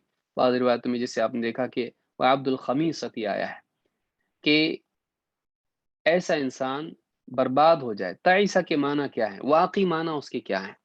ज़ज्जाज कहते हैं कि अत्तअसु फिल लुगती अल इन्हितात वल उतूर। अरबी जुबान में तईसा का जो लफ्ज आता है, इसके माना होते हैं गिरने और ठोकर खाने के। ठोकर खा गया वो इंसान, गिरा वो इंसान नीचे खाई में, जमीन पर, यानी गिरना जिल्लत होता है, इंसान का नीचे गिर जाना। जैसे हम भी कहते हैं मेरी निगाहों से गिर गया वो इंसान, तो ऐसा इंसान गिर गया और ठोकर खा गया। कौन? जिसके बारे में आगे आ रहा है। ज़ादुल मसीर में इब्नुल जौज़ी ने बयान किया है, जिल्द 4 सफ़ा नंबर 117 पर। इमाम अल-बग़वी ने कई माना इसके बयान किए। कहते हैं कि वल्लज़ीना कफ़रू फ़तअसल लहुम, कुरान में भी अल्लाह ने ये लफ्ज़ जिक्र किया है। जो लोग कुफ्र करने वाले हैं, जिन लोगों ने कुफ्र किया, फ़तअसल लहुम, उनके लिए तास है। हदीस में यहाँ भी आया तईसा अब्दुद दीनार। तो ये तास क्या होता है? इब्न अब्बास रज़ियल्लाहु ताला अन्हु कहते हैं कि बुअदल लहुम, दूरी है इनके लिए। अल्लाह ने कहा जो लोग कुफ्र का इर्तिकाब किए, काफिरों के लिए दूरी हो, तो इब्न अब्बास कहते हैं उनके लिए दूरी है। वक़ाल अबुल आलिया सुकूत लहुम, अबुल आलिया कहते हैं उनके लिए सुकूत है, साक़ित हो जाना, गिर पड़ना, बेकीमत हो जाना। वक़ाल अद्दहाक खैबत लहुम, अद्दहाक कहते हैं कि माना ये है इसके तईसा के, फ़तअसल लहुम के, खैबत लहुम, लॉस में ऐसे लोग, खुसरान में है। वक़ाल इब्न ज़ैद शक़ा लहुम, इब्न ज़ैद कहते हैं इनके लिए शकावत है, ये लोग शकी हैं, यानी नाकाम नामुराद लोग हैं, बदबख्त हैं। क़ाल अल-फ़र्रा हुवा नस्बुन अला अल-मस्दर अला सबील दुआ, फ़तअसल लहुम जो लफ्ज़ यहाँ पर है, ये दुआ के तौर पर है, यानी बद्दुआ है। ये बद्दुआ के तौर पर है कि जो लोग कुफ्र का इर्तिकाब करते हैं, इनके लिए तास है, ऐसे लोग बर्बाद हैं, नाकाम हैं, खुसरान में हैं, ऐसे लोग गिरे हुए हैं, ऐसे लोगों के लिए दूरी अल्लाह के यहाँ, अल्लाह के रहमत से दूरी है, अल्लाह से दूरी है। वक़ीला फ़ि दुनिया अल-अफ़रा व फ़िल आखिरति अत-तरद्दी फ़िन-नार, ये गिरना किस तरह का है, कहाँ गिरा इंसान? फ़तअसल लहुम का जो लफ्ज़ आया है, ये गिरना किस एतबार से है कि दुनिया में वो चलने की बजाय सीधे रास्ते पर ठोकर खा के गिर गए, और आखिरत में ये जहन्नम की खाई में, जहन्नम की आग में जा गिरे। ये गिरना इनका जो है, दुनिया में गिरना और आखिरत में जहन्नम में गिरने के माना में है। तो गिरना यहाँ इस एतबार से कि इंसान दुनिया में ठोकर खा के गिरता है और सीधे रास्ते पर सीधे चलने के बजाय नीचे गिर जाता है, जमीन से लग जाता है, और इसी तरह से आखिरत में वो जहन्नम की खाई में जा गिरता है। तो यहाँ पर गिरने की माना है। तो तास जो है, ये ताइसा अब्दुद दीनार, गिर गया वो इंसान, गिरा हुआ इंसान है वो, इस माना में ये लफ्ज यहाँ पर आया है। उसके बारे में कौन कौन इंसान है जो गिरा हुआ है, ठोकर खाने वाला कौन इंसान है? हदीस में अल्फाज जो आए हैं आगे है अब्दुद दीनारी व दिरहमी वल कतीफा। अब्दुद दीनार और अब्दुद दिरहम और अब्दुल कतीफा। तो दीनार का बंदा, दिरहम का बंदा, और कपड़ों वाला, जीनत के कपड़े जो भी होते, शाल हो या इस तरह के कंबल हो या इस तरह की जो भी लिबास की चीजें हैं, इनका गुलाम, इनका बंदा, माल और जीनत का गुलाम, सोने चांदी और लिबास का गुलाम। इब्न हजर रहमतुल्लाह कहते हैं कौलहु अब्दुद दीनार, हदीस में कहा गया दीनार का बंदा, कहते ऐ तालिबुहु अल हरीसु अला जमइही अल काइमु अला हिफ्ज़िही फकअन्नहु लिज़ालिका खादिमुहु व अब्दुहु। बहुत ही यानी अजीम हदीस है इस दौर के लिए, जो दौर दुनिया परस्ती का दौर है। इसमें बहुत सारी अहम बातें हमको बताई गई है। جو یعنی بہت ساری جو ہے پرسنالٹی ڈیولپمنٹ کی بکس میں نہیں ملتی. آج ہیپینس کی جو بکس بہت ساری لکھی جا رہی ہیں، ان کتابوں میں یہ ایک حدیث میں ساری بات آ گئی ہے. اللہ کے نبی صلی اللہ علیہ وسلم یہ کہہ رہے ہیں دینار کا بندہ. کہتے ہیں ابن حجر کہتے ہیں مراد کیا ہے، یعنی دینار کا طالب. دینار سونے کے سکے کو کہتے ہیں، درہم چاندی کے سکے کو کہتے ہیں. تو کہتے ہیں کہ اس کا طالب، اس کے جمع کرنے پر حریص، لالچی آدمی جو جمع کرنا چاہتا ہے. القائم علی حفظہ، اور اس کو سنبھال کے رکھتا ہے، اپنی نگرانی میں رکھتا ہے کہ یہ دیکھتا رہتا ہے کہ برابر ہے، ختم تو نہیں ہوا. فَكَأَنَّهُ لِذَلِكَ خَادِمُهُ وَعَبْدُهُ، گویا کہ اس آدمی کا حال ایسا ہو گیا ہے کہ اپنے مال کا مالک بننے کی بجائے اس کا خادم ہے. برابر جو ہے اپنا پیسہ گن کے سنبھال کے رکھتا ہے، دیکھتا ہے ٹھیک تو ہے نا، ہاں آپ کیسے ہیں. تو جیسے خادم اپنے مالک کی خدمت کرتا ہے، یہ اپنے دینار اور درہم اور اپنی لباس اور اپنی زینت کا خادم بن چکا ہے. گویا کہ اس کا خادم ہے، بجائے اس کے کہ مال کا مالک بنتا، یہ مال کا خادم ہے، اپنی چیزوں کا خادم، اپنی پراپرٹی کا خادم ہے. فتح الباری میں ابن حجر نے بات کہی ہے. امام الطیبی تھوڑی آگے کی بات کہتے ہیں قیلا خص العبد بالذکر، یہاں پر عبد کا لفظ خاص طور سے بیان کیا گیا ہے کہ دینار کا بندہ، یعنی اس کا بندہ کیسے ہو جائے گا آدمی، کسی انسان کا مالک کا بندہ ہوتا ہے، تو دینار کا بندہ کیسے ہو گیا جس کا حکم ایمان کی چلتا ہے. قیل خص العبد بالذکر لیؤذن بانغماسه فی محبت الدنیا وشہواتها کالاسیر الذی لا یجد خلاصا. کہتے ہیں کہ یہاں پر عبد کا لفظ خاص طور سے ذکر کیا گیا اس انسان کے لیے، دینار کا بندہ، دینار کا عبد، درہم کا عبد، کہتے ہیں تاکہ یہ بتایا جا سکے لیؤذن بانغماسه فی محبت الدنیا وشہواتها، دنیا کی محبت اور دنیا کی شہوتوں میں اتنا ڈوبا ہوا ہے کہ کل اسیر الذی لا یجد خلاصا، گویا کہ اس کی مثال اس قیدی کی طرح ہے جس کے لیے اس قید سے نجات ہی نہیں ہے. یہ مالک نہیں اپنے مال کا، یہ قیدی ہے. سوال یہ پیدا ہوتا ہے کہ ہمارے پاس جتنی چیزیں ہیں یا جن چیزوں کے ہم طالب ہیں، وہ چیزیں ہماری ملکیت ہیں یا ہم ان کی ملکیت ہیں. موٹی مثال موبائل فون لے لیجئے. موبائل فون آج ہمارا مالک ہے، ہم خرید کے اس کو لاتے ہیں پیسوں سے، لیکن یہی موبائل فون ہمارا مالک بن جاتا ہے.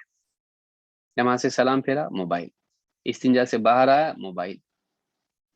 نیند بیدار ہوئی، رات کا اندھیرا ہے، آپ کو بٹن تو نہیں ملے گا ٹیوب لائٹ کا، لیکن آپ کو بلب کا بٹن نہیں مل رہا ہے، لیکن موبائل برابر مل جاتا ہے، کیونکہ آپ ایسی جگہ رکھ کے سوئیں کہ اندھیرے میں بھی میں ہاتھ پھیلاؤں تو میرے ہاتھ میں آ جائے. نیند سے اٹھتے ہی پہلے موبائل. میٹنگ میں لوگ بیٹھے ہوئے ہیں، موبائل. جنازے میں ذرا سا تاخیر ہوئی ہے، موبائل، موبائل فون. بلکہ رکھا ہوا ہے، بہت اہم بات سن رہا ہے آدمی، درس میں ہے، لیکن اس میں جو ہے وہ وائبریٹ ہوا اچانک. کیا مجال ہے کہ یہ نہ دیکھے، مالک کا حکم آیا ہے، فوراً اٹھا کے آدمی دیکھے کیا ہے، کس کا میسج ہے. تو ایک انسان بعض اوقات پھر اس کو سنبھالنا الگ، گاڑی ہے، موٹر ہے، گھر ہے، یہ چیزیں آدمی کی ملکیت جو ہے اس کی مالک بن جاتی ہے. اور جب یہ چیزیں انسان کے ذہن پر غالب آ جاتی ہیں، اس کی مالک بن جاتی ہے، تو آدمی سب کچھ کرتا ہے جو گری ہوئی حرکتیں ہوتی ہیں. پھر مال کے لیے آدمی اپنی عزت کو بھی تباہ کرنے کے لیے تیار ہو جاتا ہے.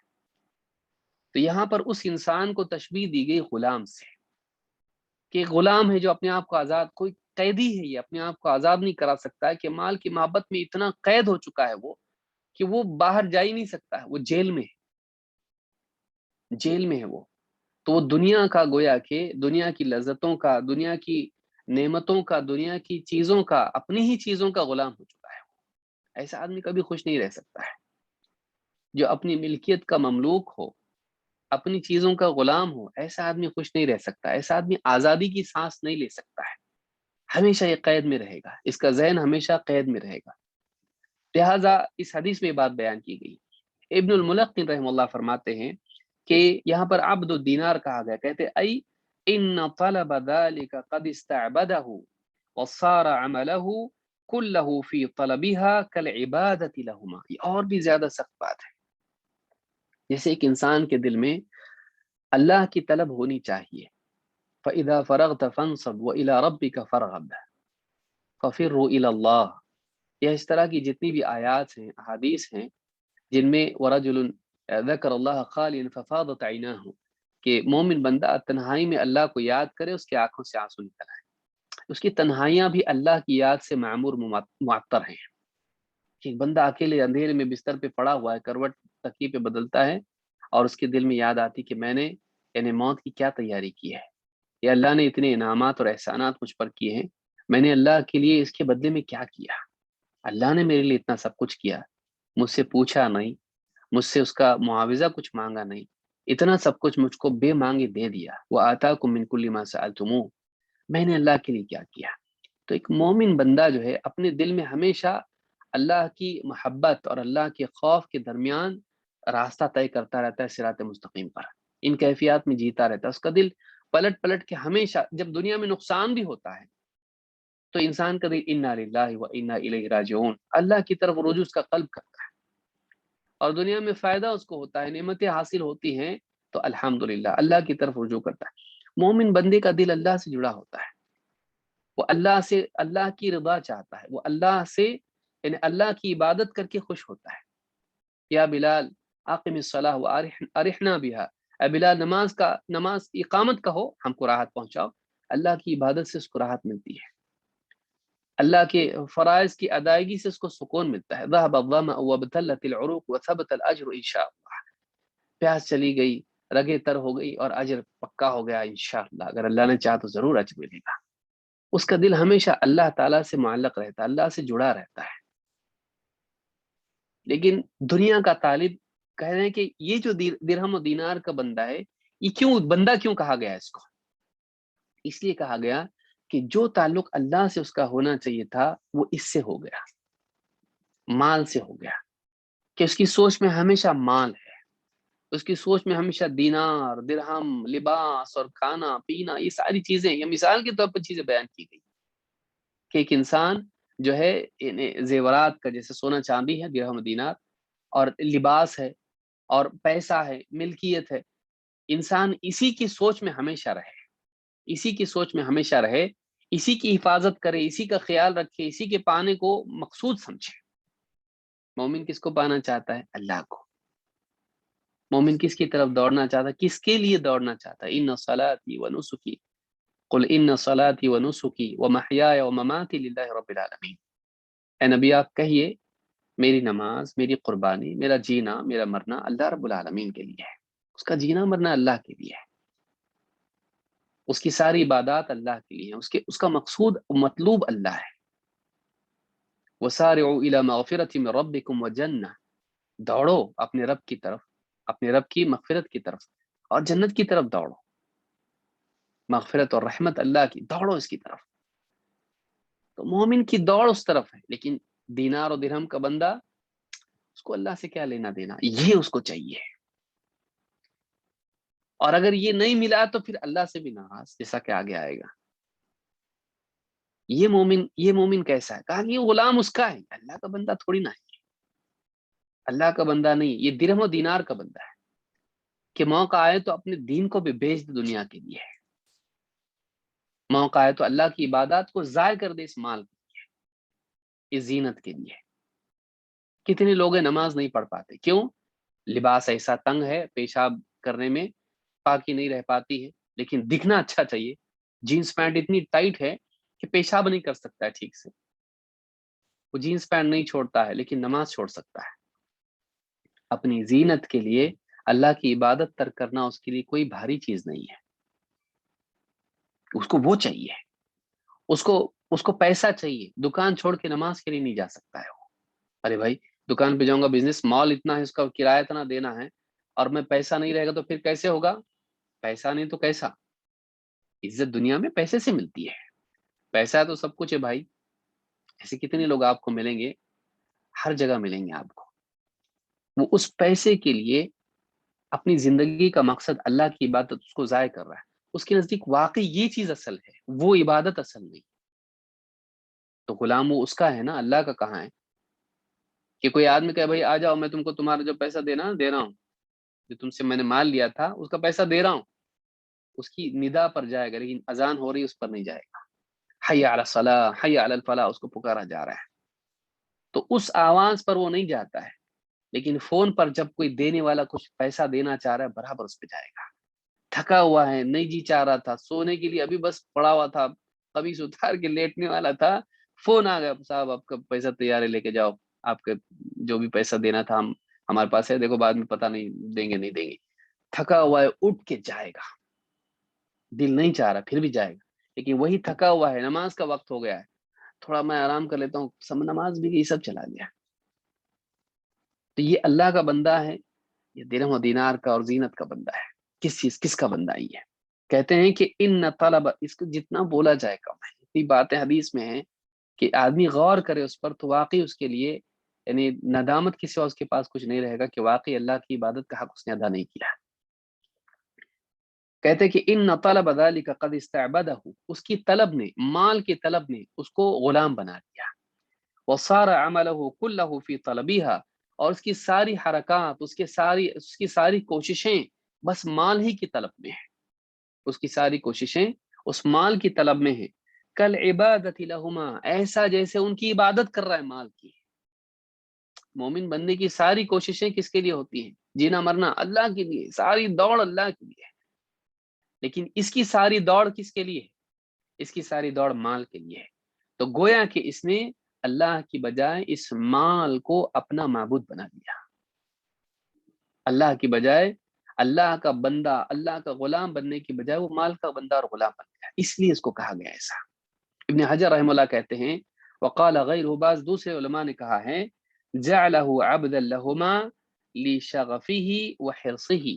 اللہ کے نبی صلی اللہ علیہ وسلم نے اس آدمی کو جس کا ذکر حدیث میں ہو رہا ہے، اس کو درہم و دینار کا بندہ بنا دیا. کیوں کیا آپ صلی اللہ علیہ وسلم نے ایسا؟ کس وجہ سے کیا آپ نے کہ درہم و دینار کا بندہ ہے، اللہ کی بجائے اس کی طرف نسبت کر دی، درہم و دینار کی طرف. کہا کہ لشغفہ وحرصہ، اس کی مال سے اس کا شغف، اس کے دل کا لگاؤ، اور اس کی حرص، اس کی لالچ کی وجہ سے اس کا دل ہمیشہ مال سے جڑا رہتا ہے. اس کی فکریں ہمیشہ مال سے جڑی رہتی، کیسے مال کو بڑھاؤں، کیسے مال کو بچاؤں، اور اس کی حرص ہمیشہ اس کے دل میں رہتی ہے. فمن کان، اب دیکھیے کیا کہہ رہے ہیں، کہتے ہیں فمن کان عبدا لہواہ لم یصدق فی حقہ ایاک نعبد. کہتے ہیں جو آدمی اپنی خواہشات کا غلام ہو، اس کے حق میں ایاک نعبد کا جملہ سچا نہیں ہو سکتا ہے. وہ اپنے اس جملے میں سچا نہیں کہ اللہ ہم تیری ہی عبادت کرتے ہیں، ہم تیری عبادت کرتے، کہاں سچ ہوا یہ؟ اس معاملے میں سچا نہیں ہے. فلا یکون من اتصف بذلک صدیقا، ایسا انسان جس کی فکر صرف مال کی ہو، اللہ کی رضا اور اعمال کی نہ ہو، تو ایسا انسان اپنے اس جملے میں سچا نہیں ہے کہ اللہ ہم تیری عبادت کرتے ہیں. ایسا آدمی صدیق نہیں ہو سکتا ہے. صدیق اس کو کہتے ہیں جس کا دل حق کو مانتا ہو، جس کی زبان حق بولتی ہو اس حق کے مطابق جو اس کے دل میں ہے، اور اس کے اعمال، اس کے دل اور اس کی زبان سے جو حق نکل رہا ہے، جو حق چھپا ہوا ہے، اس کا دل اس کے جسم ان اعمال کا اہتمام کرتا ہو جو اس ایمان کو سچا ثابت کرے، حق کے مطابق ہو، اس کے قول اور اس کے قلب کی بات کو اس کا عمل سچا ثابت کرے. کہاں ہے تیرا عمل ایسا؟ باتیں تو بڑی کرتا ہے، باتیں تو اللہ کی بندگی کی کرتا ہے، بھائی زندگی کا مقصد عبادت ہے، یوں سب باتیں کرتا ہے، ہم تو اللہ کے غلام ہیں. لیکن تیری زندگی بتا رہی کہ تو پیسے کا غلام ہے، تو دنیا کی زیب و زینت کا غلام ہے. تو زندگی اصل چیز ہے. تو کہتے ہیں کہ فلا یکون من اتصف بذلک صدیقا، جو آدمی ان اوصاف سے متصف ہو، ان صفات والا ہو، وہ صدیق نہیں ہو سکتا ہے. فتح الباری میں حدیث نمبر 6335 کے ضمن میں ابن حجر نے بات کہی ہے. حدیث میں ہے تعیس وانتکس، تعیس وانتکس. تعیس عبد الدینار پہلے حصے میں ہے، آگے کیا کہا؟ تعیس وانتکس. کیا مطلب ہے اس کا؟ ابن حجر کہتے ہیں قیل التعس الخر علی الوجه. تعس کے معنی ہوتے ہیں منہ کے بل گرنا، اور کہتے ہیں والنکس الخر علی الراس، اور کہتے ہیں وانتکس کا جو لفظ آیا ہے، کہتے ہیں نکس کا مطلب ہوتا ہے سر کے بل گرنا. کہتے ہیں کہ امام الطیبی کہتے ہیں اپنی شرح میں، کہتے ہیں فیہ الترقی فی الدعاء علیہ تعیسا وانتکسا، اللہ کے نبی گرا، منہ کے بل گرا، سر کے بل گرا، کہتے ہیں اس میں دعا میں ترقی ہے، ایک ذلت سے دوسری ذلت، ایک گرنے سے دوسری، ایک گراوٹ سے دوسری گراوٹ. لأنه اذا تعس انكب على وجهه، کہ جب وہ ٹھوکر کھا کے گرا تو منہ کے بل گرا، فاذا انتكس انقلب على رأسه، کہ آدمی دھڑام سے منہ پہ گر کے پھر سر کے بل گرے، ذلت پر ذلت ہے، گرنے پر گرنا ہے، نقصان پر نقصان ہے. تو یہ جو ہے یعنی اللہ کے نبی صلی اللہ علیہ وسلم ایک گراوٹ سے دوسری گراوٹ آتی چلی جاتی انسان کے اندر، جب وہ اپنے آپ کو اللہ کی بجائے دنیا کے مال و دولت اور زیب و زینت کا غلام بنا دیتا ہے. اور یہ دیکھنے میں آتا ہے کہ جب انسان دنیا ہی کو اپنا مقصود بنا لیتا ہے تو اس کے کردار میں، اس کی گفتار میں، اس کے اندر گراوٹ سے گراوٹ آتی چلی جاتی ہے، ذلت سے ذلت کے مراتب وہ طے کرتا چلا جاتا ہے، زوال میں چلا جاتا ہے. تو کہا کہ ایسا آدمی اس کا حال یہ ہے. اس کا حال کیا ہے؟ فرمایا کہ ان اعطی رضی وان لم یعطى سخط. اس کا حال یہ ہے کہ اگر اسے دیا جائے، اسے عطا کیا جائے، خوش ہو جاتا ہے، راضی ہو جاتا ہے، عطا ملا تو راضی اور نہیں ملا تو ناراض. ان اعطی رضی وان لم یعطى سخط. اگر اسے عطا کیا جائے راضی ہے، اگر عطا نہ کیا جائے ناراض ہے. تو اس کی رضا اور ناراضگی ملنے پر ہے، دنیا میں کیا مل رہا ہے، آخرت سے اس کا کوئی لگاؤ نہیں ہے، اپنی ذمہ داریوں پر اس کی ویسی نگاہ نہیں ہے. کہ ایک مومن بندہ نیکی کر کے گویا کہ اس نیکی ہی کی لذت سے دنیا میں خوش ہو جاتا ہے. اب جیسے دعا ہم نے سنی نبی صلی اللہ علیہ وسلم کی، جب افطار کرتے تو کیا کہتے ہیں؟ ذهب الظمأ وابتلت العروق وثبت الاجر انشاءاللہ. پیاس چلی گئی، رگیں تر ہو گئی اور اجر پکا ہو گیا انشاءاللہ. مومن کی خوشی اسی میں ہوتی ہے. حدیث میں بھی کیا ہے؟ للصائم فرحتان، فرحت حين يفطر وفرحت حين يلقى الله عز وجل. کہ روزے دار کی دو خوشیاں ہیں، ایک خوشی افطار کے وقت اور ایک خوشی جب رب العالمین سے اپنے اللہ سے ملے گا. افطار کی وہ خوشی کیا ہے؟ افطار کی وہ خوشی ایک تو کھانے پینے کی ہے، لیکن واقعی خوشی مومن بندے کی کیا ہے؟ عمل مکمل ہو گیا، اللہ کی اطاعت کی تکمیل. یہ خود اپنی ذات میں خوشی ہے کہ اللہ تو نے توفیق دی، نیکی کی، تیرا بہت بڑا احسان ہے. وہ اسی پہ خوش ہو جاتا کہ اللہ نے عمل کی توفیق دی، کہ اللہ تو نے مجھے چنا اتنے سارے لوگوں میں اپنی عبادت کی توفیق کے لیے. تو یہ خوشی مومن کو ہوتی ہے. لیکن اس کا حال کیا ہے؟ دنیا میں مال ملے گا تو خوش اور نہیں ملے گا تو ناخوش. اس کو اعمال سے کوئی مطلب نہیں، اس کو اللہ کی رضا سے کوئی مطلب نہیں. تو اللہ سے خوش ہوتا ہے اگر اللہ دنیا میں دے. علماء نے یہ کہا کہ یہاں پر اعطیہ عطا کرنے والا کون ہے اور یہ کس سے راضی ہے، کس سے ناراض ہے؟ کہتے یہاں اللہ ہے، کیونکہ اصل عطا کرنے والا تو اللہ ہے. بعد میں دوسری بھی باتیں کہی ہیں، لیکن یہاں پر علماء نے کہا کہ اگر اسے اللہ عطا کرے تو اللہ سے خوش ہے، اور اگر اللہ عطا نہ کرے اس کو دنیا میں جو اس کا مطلوب ہے مال و دولت، تو اللہ سے بھی ناراض ہو جاتا ہے. کتنے لوگوں کو آپ نے دیکھا ہوگا کہ اگر دنیا میں اللہ تعالیٰ اس کو کچھ عطا کرے، پیسہ دے، گاڑی موٹر لے گا، گھر خریدے گا، اور اس کے اوپر کیا لکھ کے لگائے گا؟ ھذا من فضل ربی، یہ میرے رب کا فضل ہے، بہت خوش. لیکن ذرا بزنس ڈاؤن ہوا، کیا اللہ ایسا کیوں کر رہا ہے؟ اللہ سے ناراض، نمازیں پڑھ رہا، یہ پڑھ رہا، سب کچھ کر رہا، اللہ ایسا کیوں کر رہا میرے ساتھ؟ ناراض ہوتا ہے اللہ سے. ذرا سا مصیبت دنیا میں آ جائے اللہ تعالیٰ سے ناراض ہوتا ہے. تو یہاں پر علماء نے کہا کہ وہ آدمی ہے جو اللہ کے عطا کرنے پر تو خوش ہوتا ہے، لیکن اگر اللہ عطا نہ کرے اس کی مطلوب چیز کو تو اللہ سے ہی ناراض ہو جاتا ہے. مومن بندہ اللہ سے ناراض نہیں ہوتا ہے. جب اللہ تعالیٰ اس پر مصیبت ڈالتا ہے، اس سے کچھ چیز چھین بھی لیتا اللہ تعالیٰ، اس سے ضائع ہو جاتی دنیا میں، کوئی دنیا محبوب اس کی فوت ہو گیا، موت ہو گئی، اس کی اولاد ہے، ماں باپ ہے، بھائی بہن ہے، بیوی ہے، شوہر ہے، موت ہو گئی، یا دنیا کا کوئی مال و متاع اس کا ضائع ہو گیا، کیا کہتا ہے مومن؟ الذین اذا اصابتهم مصیبۃ قالوا انا للہ وانا الیہ راجعون. جب دنیا میں کوئی مصیبت ان پر آ پڑتی ہے تو کیا کہتے ہیں؟ ہم تو اللہ ہی کے ہیں، ہم اللہ کے ہیں، ہم اللہ کی ملکیت ہیں، ہم بندے ہیں اللہ کے، اللہ ہمارا مالک ہے، انا للہ و انا الیہ راجعون، اور پلٹ کے ہم کو بھی تو اللہ کی طرف جانا۔ آج چیز لے لی اللہ نے، کل ہم کو لے لے گا۔ آج اللہ نے ہم سے کسی چیز، ہمارے محبوب کو لے لیا، بھائی کو لے لیا، بہن کو لے لیا، ماں باپ کو لے لیا، اولاد کو لے لیا، بیوی کو لے لیا، شوہر کو لے لیا، آج ان کو لے، کل ہم کو جانا ہے۔ یا آج چیز لے لی، کل ہم مالک جائے گا، آج ملکیت گئی، کل مالک جائے گا، ہم تو اللہ ہی کے، پلٹ کے اللہ ہی کے پاس جانا ہے۔ تو مومن بندہ اپنے قلب سے اللہ کی طرف رجوع کرتا ہے، اور اس رجوع کو یاد رکھتا ہے جس میں سب کو اللہ کی طرف پلٹنا ہے۔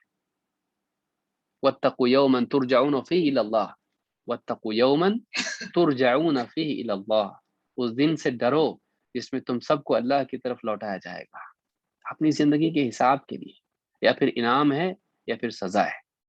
مومن اپنی دل میں ہمیشہ اس بات کو یاد رکھتا ہے کہ وہ اللہ اس کا مالک ہے، تو وہ اللہ سے راضی رہتا ہے مصیبتوں میں بھی۔ شیخ ابن عثیمین رحم اللہ فرماتے وَمَانَ عَبْدِهَا فَسَّرَهُ النبی صلی اللہ علیہ وسلم باللازم فقال ان اعطي رضی وان لم يعطى لم يرضى۔ اللہ کے نبی صلی اللہ علیہ وسلم یہاں پر جو بتایا، کیا کہا کہ یعنی اس کے بندہ ہونے کے اعتبار سے آپ نے بتایا کہ کیوں ایسا ہے، یہ مال سے جو جوڑا آپ نے اس کو، کہ مال اس کو دیا جائے، دنیا اس کو دی جائے تو راضی رہتا ہے، نہیں دی جائے تو ناراض ہو جاتا ہے۔ فَلِهَذَا صَارَ عَبْدًا لَهَا، اسی لیے کہا کہ یہ جو ہے مال کا غلام ہے، کہ مال ہی میں خوش، ملا تو خوش، نہیں ملا تو نہ خوش۔ کیا اللہ نے صحت دی، اللہ تعالیٰ نے دنیا میں آنکھیں دی، کان دیے، سب زبان دی، چلنے کے لیے پاؤں دیے، ہاتھ کام کرنے کے لیے دیے، اللہ کا دین دیا، اسلام جیسا دین دیا، یہ سب کچھ تجھ کو مل کے بھی تو کیا ہے، تیری نگاہ اصل میں مال پہ، مال نہیں دیا نا اللہ نے، مال نہیں دیا اللہ تعالیٰ نے، پہننے کے لیے میرے پاس اچھے کپڑے نہیں ہیں، کیا دیا اللہ نے، یہ سب کچھ دیا، تیری نگاہ اس پر نہیں ہے، دین پر نہیں ہے، تیری نگاہ میں اصل مال ہی مال ہی مال ہی تیری نگاہ میں ہے۔ تو کہا کہ اس کے نزدیک اصل وہی ہے، تو کہتے ہیں کہ وہ اسی پہ خوش ہوتا ہے، اسی پہ ناخوش ہوتا ہے۔ اللہ سے رضا بقیہ تمام چیزوں کو چھوڑ کے مال ہی کے ساتھ جڑی ہوئی ہے، ناراض ہو جاتا اللہ سے مال نہیں دیا تو کہا فَلِهَذَا صَارَ عَبْدًا لَهَا لِأَنَّ هَذِهِ الْأَشْيَاء مَلَكَتْهُ، یہ ان کا غلام ہے، کیوں؟ اس لیے کہ یہ چیزیں اس کی مالک بن چکی ہیں، درہم و دینار اس کے مالک بن چکے ہیں۔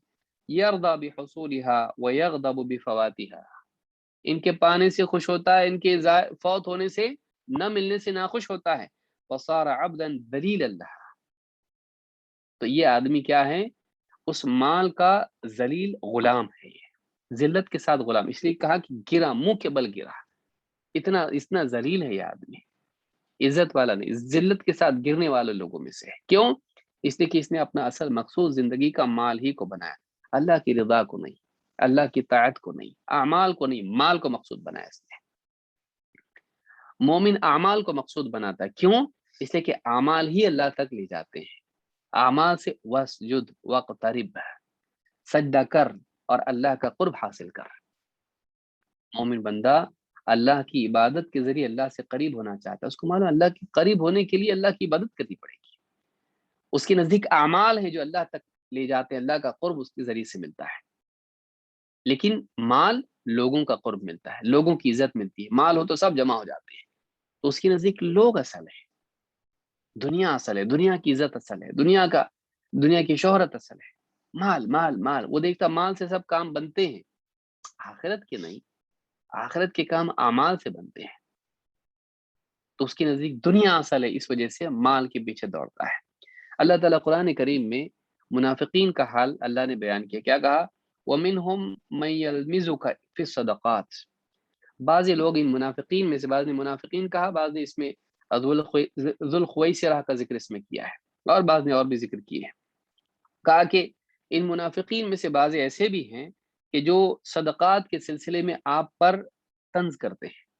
نبی صلی اللہ علیہ وسلم پر ذوالخویسرہ آیا، اللہ کے رسول صلی اللہ علیہ وسلم نے، اللہ تعالیٰ نے جو حکمت آپ کو دی تھی اور جو بصیرت آپ کو دی تھی، اس کی بنیاد پر لوگوں میں تقسیم کیا، فلاں کو اتنا دیا، فلاں کو اتنا دیا، فلاں کو اتنا دیا، تو دینا ضرورت اور مراتب کے اعتبار سے ہوتا ہے۔ آپ نے عطا کیا لوگوں کو ان کی حاجات کے مطابق اور ان کے مقام مرتبے اور دینی مصلحت کے مطابق.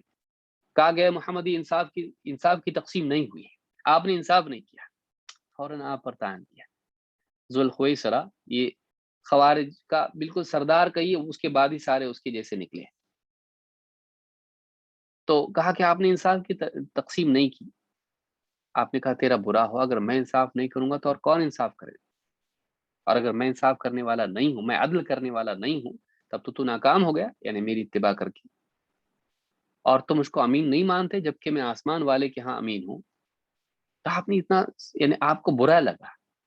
ایک انسان جب واقعی عدل کرنے والا ہو، وہ لوگوں کے لیے اسوہ اور نمونہ ہو، اللہ کے ہاں وہ عدل ہو، معتبر ہو، اور ایک انسان جس کی کوئی اوقات نہیں، وہ آ کے اس سے کہے کہ آپ نے عدل نہیں کیا، کتنا برا لگے گا. اللہ کے نبی صلی اللہ علیہ وسلم ناراض ہوئے. یہ اسی طرف اشارہ بعض علماء نے کہا کہ ہے. کہا کہ وَمِنْهُمْ مَن يَلْمِزُكَ فِي الصَّدَقَاتِ، بعض یہ لوگ ایسے بھی ہیں کہ صدقات میں آپ پر طنز کرتے ہیں، آپ پر طعن کرتے ہیں. فَإِنْ أُعْطُوا مِنْهَا، ان کا حال یہ ہے کہ فَإِنْ أُعْطُوا مِنْهَا رَضُوا، انہیں عطا کیا جائے. آدمی کیا کرتا ہے، آپ دیکھیے کہ کسی کو فلاں کو دیا، فلاں کو دیا، فلاں کو دیا، اس کو کم دیا، اس کو زیادہ دیا، تو کیا کہے گا؟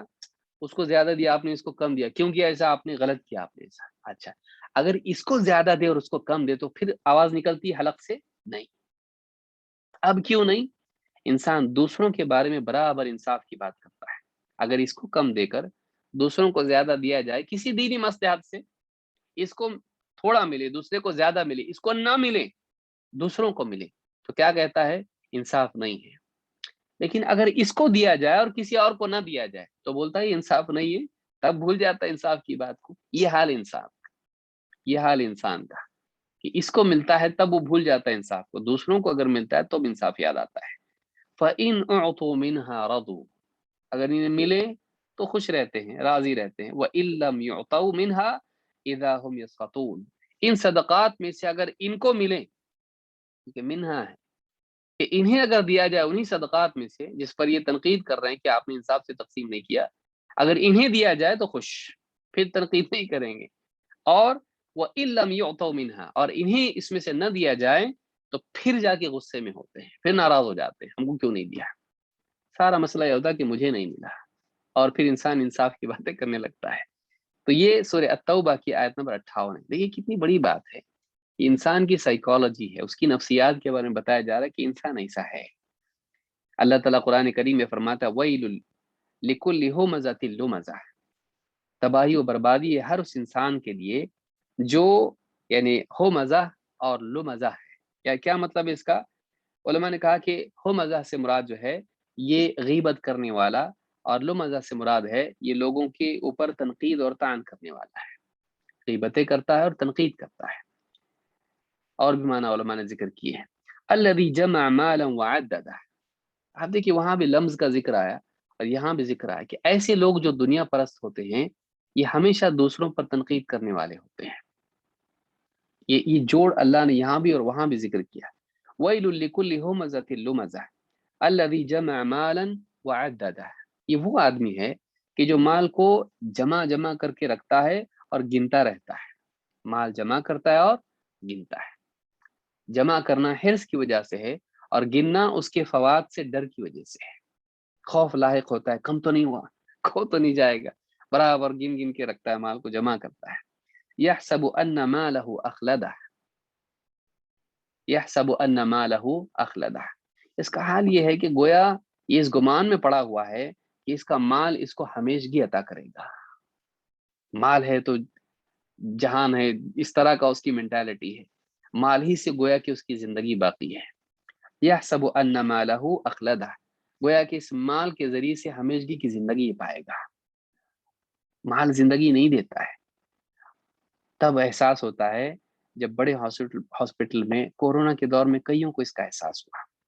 ہم نے اسے لوگوں سے سنا، لوگوں نے کہا کہ بھائی اچھے سے اچھے ہاسپٹل میں ہم ایڈمٹ کرنا چاہتے ہیں اپنے پیشنٹ کو، لیکن جگہ نہیں ہے، آکسیجن نہیں ہے، پیسے کی کوئی کمی نہیں ہے، ہاسپٹل میں جگہ نہیں ہے.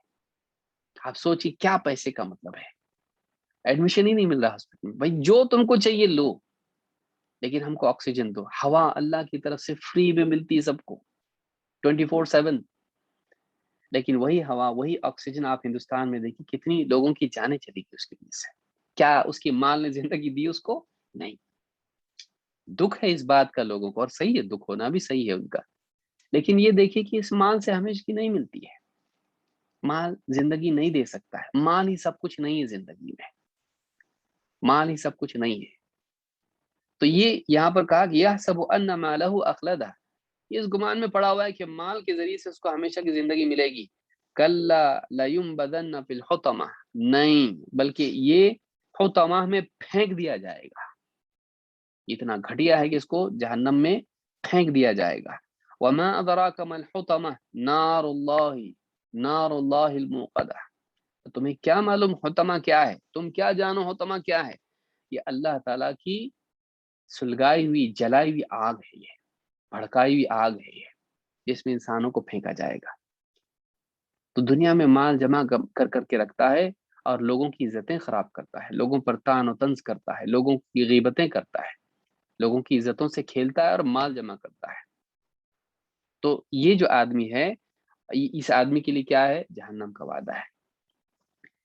حدیث میں کیا ہے؟ وَإِذَا شِئْتَ. تو اس سے یہ بات معلوم ہوئی کہ ایک انسان اگر مال ہی کو مقصود بنائے، اسی کے لیے دوڑ دھوپ، اسی کے لیے چلتا پھرتا، اس کے لیے اللہ کے احکام کو ضائع کرے، ایسا آدمی فیل ہے، ایسا آدمی غلام ہے. یہ مال کا مالک نہیں ہے، یہ مال کا غلام ہے. وَإِذَا شِيكَ فَلَنْتَقَشَ. حدیث میں کیا ہے؟ وَإِذَا شِيكَ فَلَنْتَقَشَ.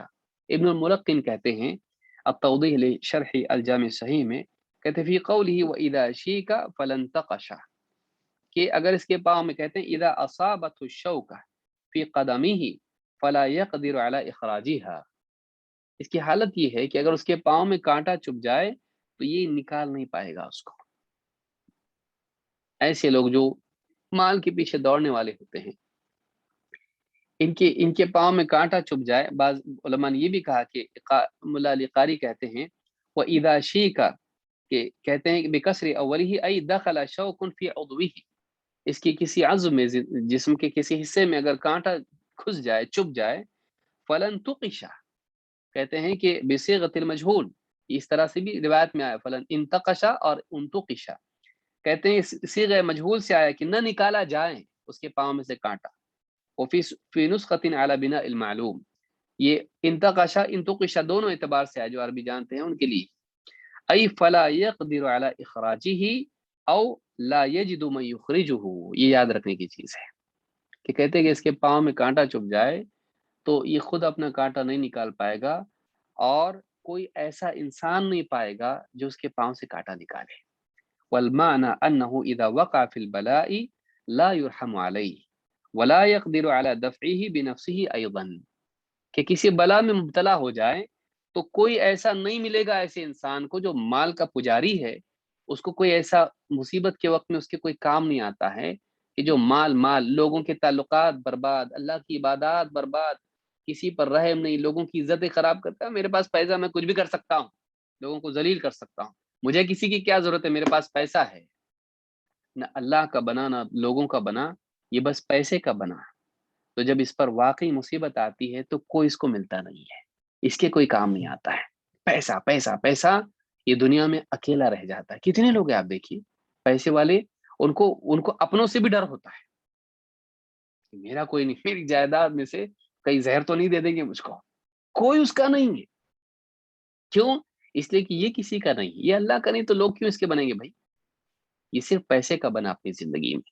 تو کہتے ہیں والمعنى انه اذا وقع في البلاء لا يرحم عليه، نہ اللہ کی طرف سے اس پر رحم ہوگا اور نہ لوگ اس کو تکلیف میں دیکھ کے رحم کریں گے. لوگوں نے اچھا ہے مصیبت میں، اب پیسے سے کر جو کرنا ہے تجھ کو، ہماری کوئی قیمت نہیں. رشتہ دار بھی نہیں آتے، زندگی بھر یہ پیسوں کا پجاری بنا رہا، پیسوں کو گنتا رہا. تعلقات کتنے رشتہ دار نہیں گنا، کتنے دینار ہے اس کو گنتا رہا، کتنے فلیٹ ہے گنا، کتنی کاریں، کتنی موٹر ہے، کتنا کیا گیا. تو نے لوگوں کی قدر نہیں کی، تو نے اللہ کی قدر نہیں کی، تو نے صرف پیسے کی قدر کی. اب لے، تیرا پیسہ تجھ کو کیا کر سکتا ہے؟ تجھ پر رحم کرے گا، تجھ کو بچائے گا؟ کیا ہوگا پیسے سے؟ کوئی اس کے کام نہیں آتا ہے.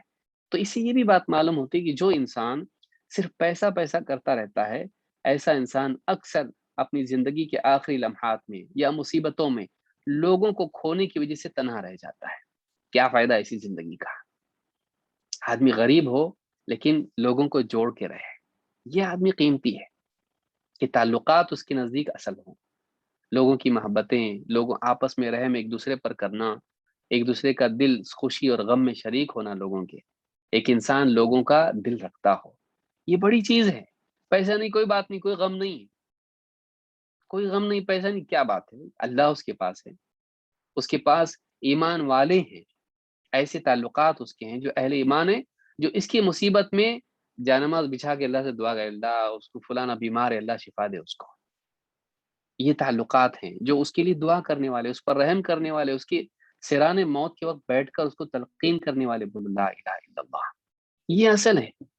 پیسہ کیا ہے، تجوری میں پڑا رہے گا، یہ مر جائے گا، اس کے بعد وارث کتے بلی کی طرح اس پر ٹوٹ پڑیں گے، لڑیں گے آپس میں، عزتیں ایک دوسرے کی برباد کریں گے، جانوں کے دشمن بن جائیں گے۔ یہ پیسہ اصل ہے، اس کے لیے تو دوڑ رہا ہے، اس کے لیے اپنی زندگی کی قیمتی ایک ایک منٹ اور گھنٹے اور سال ضائع کر رہا ہے، اس پیسے کے لیے عبادات اس کے لیے ضائع کر رہا ہے، اللہ تعالیٰ کی رضا کو اس کے لیے تباہ برباد کر رہا ہے، اللہ کو راضی کرنے کی بجائے اس کے پیچھے دوڑ رہا ہے، کیا کر رہا ہے تو، کہاں جا رہا تو؟ اپنی زندگی پر غور کر۔ اس حدیث میں یہ بات سمجھائی گئی ہے۔ دنیا پرستی کے بارے میں آپ دیکھیں بہت ساری دلیلیں ہیں کہ ایک انسان، اللہ تعالیٰ فرماتا ہے ایسے انسان کے بارے میں، وَمِنَ النَّاسِ مَن يَعْبُدُ اللَّهَ عَلَى حَرْفٍ، بعض بندے ایسے بھی ہوتے ہیں کہ جو کنارے کنارے رہ کے اللہ کی بندگی اختیار کرتے ہیں، اللہ کے بندے بنتے تو کیسے ایک دم باؤنڈری کے اوپر رہ کے پورے دین میں داخل نہیں ہوتے، کنارے رہ کے اللہ کی عبادت کرتے ہیں، ایک پاؤں ادھر ایک پاؤں ادھر، بے دینی دین دونوں کے ساتھ جیتے ہیں، آسانی مجاہدہ دونوں کے ساتھ جیتے ہیں، بہت کم مجاہدہ کریں، کنارے ایک دم بالکل۔ فَإِنْ أَصَابَهُ خَيْرٌ اطْمَأَنَّ بِهِ، اگر دنیا میں مال و دولت اور دنیا کی خیر ان کو نصیب ہوتی ہے، مطمئن رہتے ہیں، ہاں الحمدللہ بہت اچھا، دیکھو دین کتنا اچھا ہے، اس دین کے ذریعے سے پروفٹس آ رہے ہیں اس کو، ماشاءاللہ کتنی اچھی دین، کتنا پیارا دین ہے اللہ کا دیا ہوا۔ فَإِنْ أَصَابَهُ خَيْرٌ اطْمَأَنَّ بِهِ، اگر دنیا کی خیر اس کو نصیب ہوتی ہے، صحت مل گئی، مال ملا، دنیا میں عزت ملی، عہدہ ملا، جب دنیا میں یہ چیزیں ملتی ہیں، جو خیر یا جو بھی اس طرح کی نعمتیں ہیں، دنیا کی نعمتیں ملتی ہیں، مطمئن رہتا ہے۔ وَإِنْ أَصَابَتْهُ فِتْنَةٌ انقلب عَلَى وَجْهِهِ، لیکن دنیا میں ذرا آزمائش آ جاتی ہے کہ الٹا منہ پھر جاتا ہے، اللہ سے منہ پھیر لیتا ہے، دین سے پھر جاتا ہے، کب ذرا سی آزمائش اللہ ڈال دے۔ وَإِنْ أَصَابَتْهُ فِتْنَةٌ، کہ یعنی فتنہ نکرہ یہاں پر، ذرا سی آزمائش آ گئی، کیا کرتا ہے؟ انقلب علی وجہہ، منہ کے بل پھر جاتا ہے، بالکل اللہ سے منہ موڑ لیتا ہے، دین سے منہ پھیر لیتا ہے، خسر الدنیا والآخرہ، دنیا آخرت دونوں میں ناکام ہو گیا، خسارے میں پڑ گیا یہ آدمی۔ ذالک هو الخسران المبین، یہی تو کھلا ہوا خسارہ ہے کہ انسان دنیا کو بھی ضائع کر دے اور آخرت کو بھی ضائع کر دے۔ بھئی دنیا کی جسم ہے، صحت ہے، آج صحت ہے کل بیماری ہے، آج زندہ ہے کل موت ہے، آج مال اس کے پاس ہے کل اس کو یہاں چھوڑ کے جانا ہے، یہ گاڑی، بنگلہ، موٹر، گھر اور یہ سب زیب و زینت ساتھ میں نہیں جانے والی قبر میں، یہاں چھوڑ کے جانا ہے ہم کو اللہ کے پاس جانا ہے، تو ہم چیزوں کی وجہ سے اللہ کو کیوں کھوئیں؟ ان چیز جن کو ویسے بھی کھونا ہے، بھئی اللہ کو نہیں مانتا ہے، وہی آدمی دنیا کو لے کے جائے گا قبر میں اپنی، وہ یہیں چھوڑ کے جانے والا ہے، اس کو کھونا ہی ہے، اس کو کتنا بھی سنبھالے اس کو کھونا ہے، اللہ کو کیوں کھوئے؟ اس کے لیے جس کو چھوڑ کے جانا ہے اس کے لیے اللہ کو کیوں کھوئے آدمی؟ ہاں اللہ کی خاطر اس کو کھوئے تو بہت بڑی بات ہے کہ اللہ کے لیے اس کو دے رہا دوسروں کو، یہ بہت بڑی بات ہے۔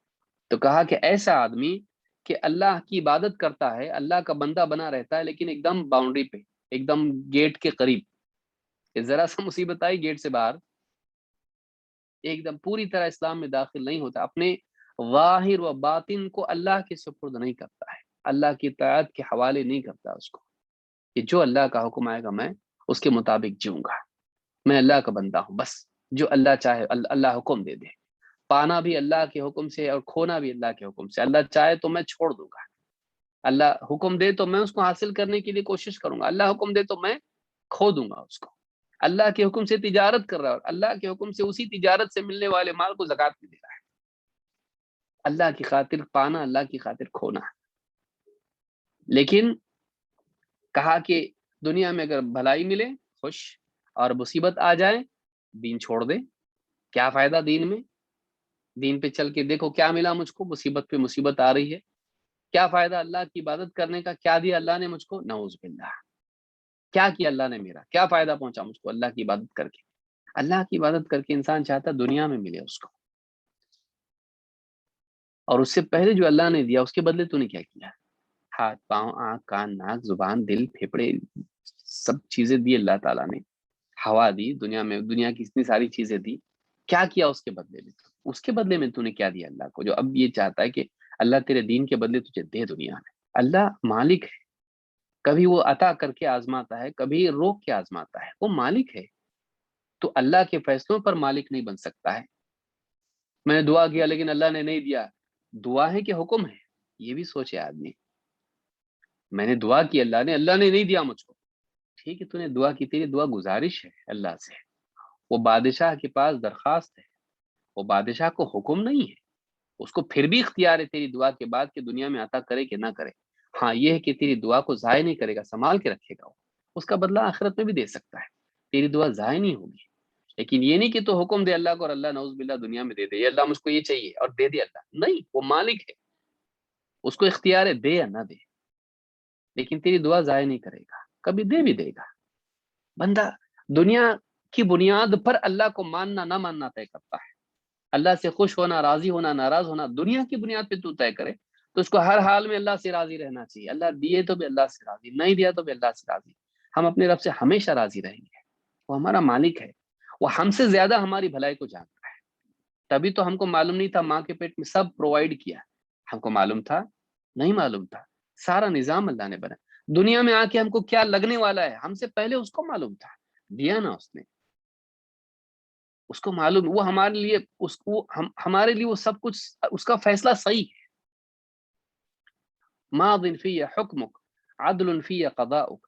اللہ میری زندگی میں تیرا حکم فیصلہ چلتا ہے، اور تیری ہر قضا، تیرا ہر فیصلہ عدل ہے، انصاف والا ہے، ظلم اس میں نہیں ہے. مومن کو ایسا ہونا چاہیے. تو یہاں پر کہا کہ ایسے بندے ہوتے ہیں کنارے والے.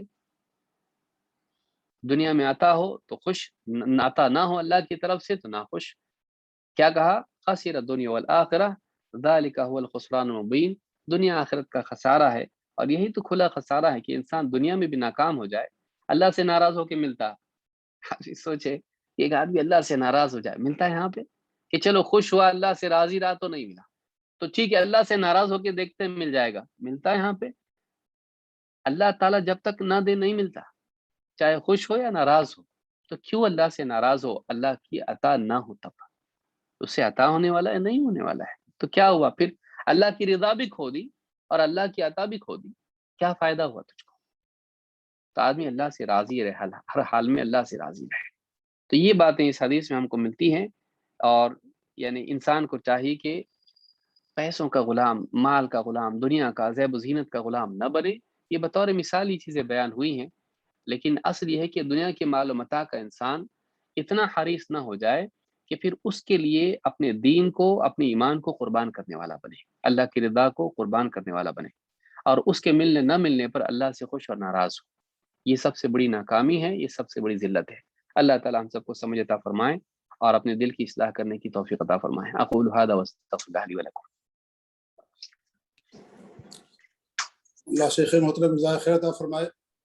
یہ کتاب الجامع کا پر جو دروس ہم نے شروع کروائے تھے، اس کا دو مقصد تھا. ایک مقصد تو یہ تھا کہ علم میں اضافہ الحمدللہ وہ بھی مطلوب ہو رہی ہے، مل رہی ہے، اور ساتھ ہی ساتھ ہماری تربیت الحمدللہ دونوں چیزیں ساتھ ساتھ چل رہی ہیں. اللہ تعالیٰ ہماری اصلاح فرمائے. اور تربیت کتنی ساری باتیں شیخ کرتے ہیں کہ آنکھوں سے آنسو آ جاتے ہیں. اللہ تعالیٰ ہم سب کو ثبات قدمی عطا فرمائے. اللہ تعالیٰ ہم سب کی اصلاح فرمائے. ہم شیخ کے لیے دعا گو ہیں اور تمام حضرات کا شکریہ ادا کرتے ہیں جو اس درس میں شرکت کرتے ہیں. ان سے گزارش کی جاتی ہے زیادہ زیادہ اس درس کو عام کریں اور زیادہ زیادہ لوگوں کو اس کے اندر شریک کریں تاکہ آپ بھی اجر کے مستحق بنیں. اللہ تعالیٰ ہم سب کو توفیق دے. آمین. جزاکم اللہ خیر. السلام علیکم و رحمۃ اللہ وبرکاتہ. وعلیکم السلام.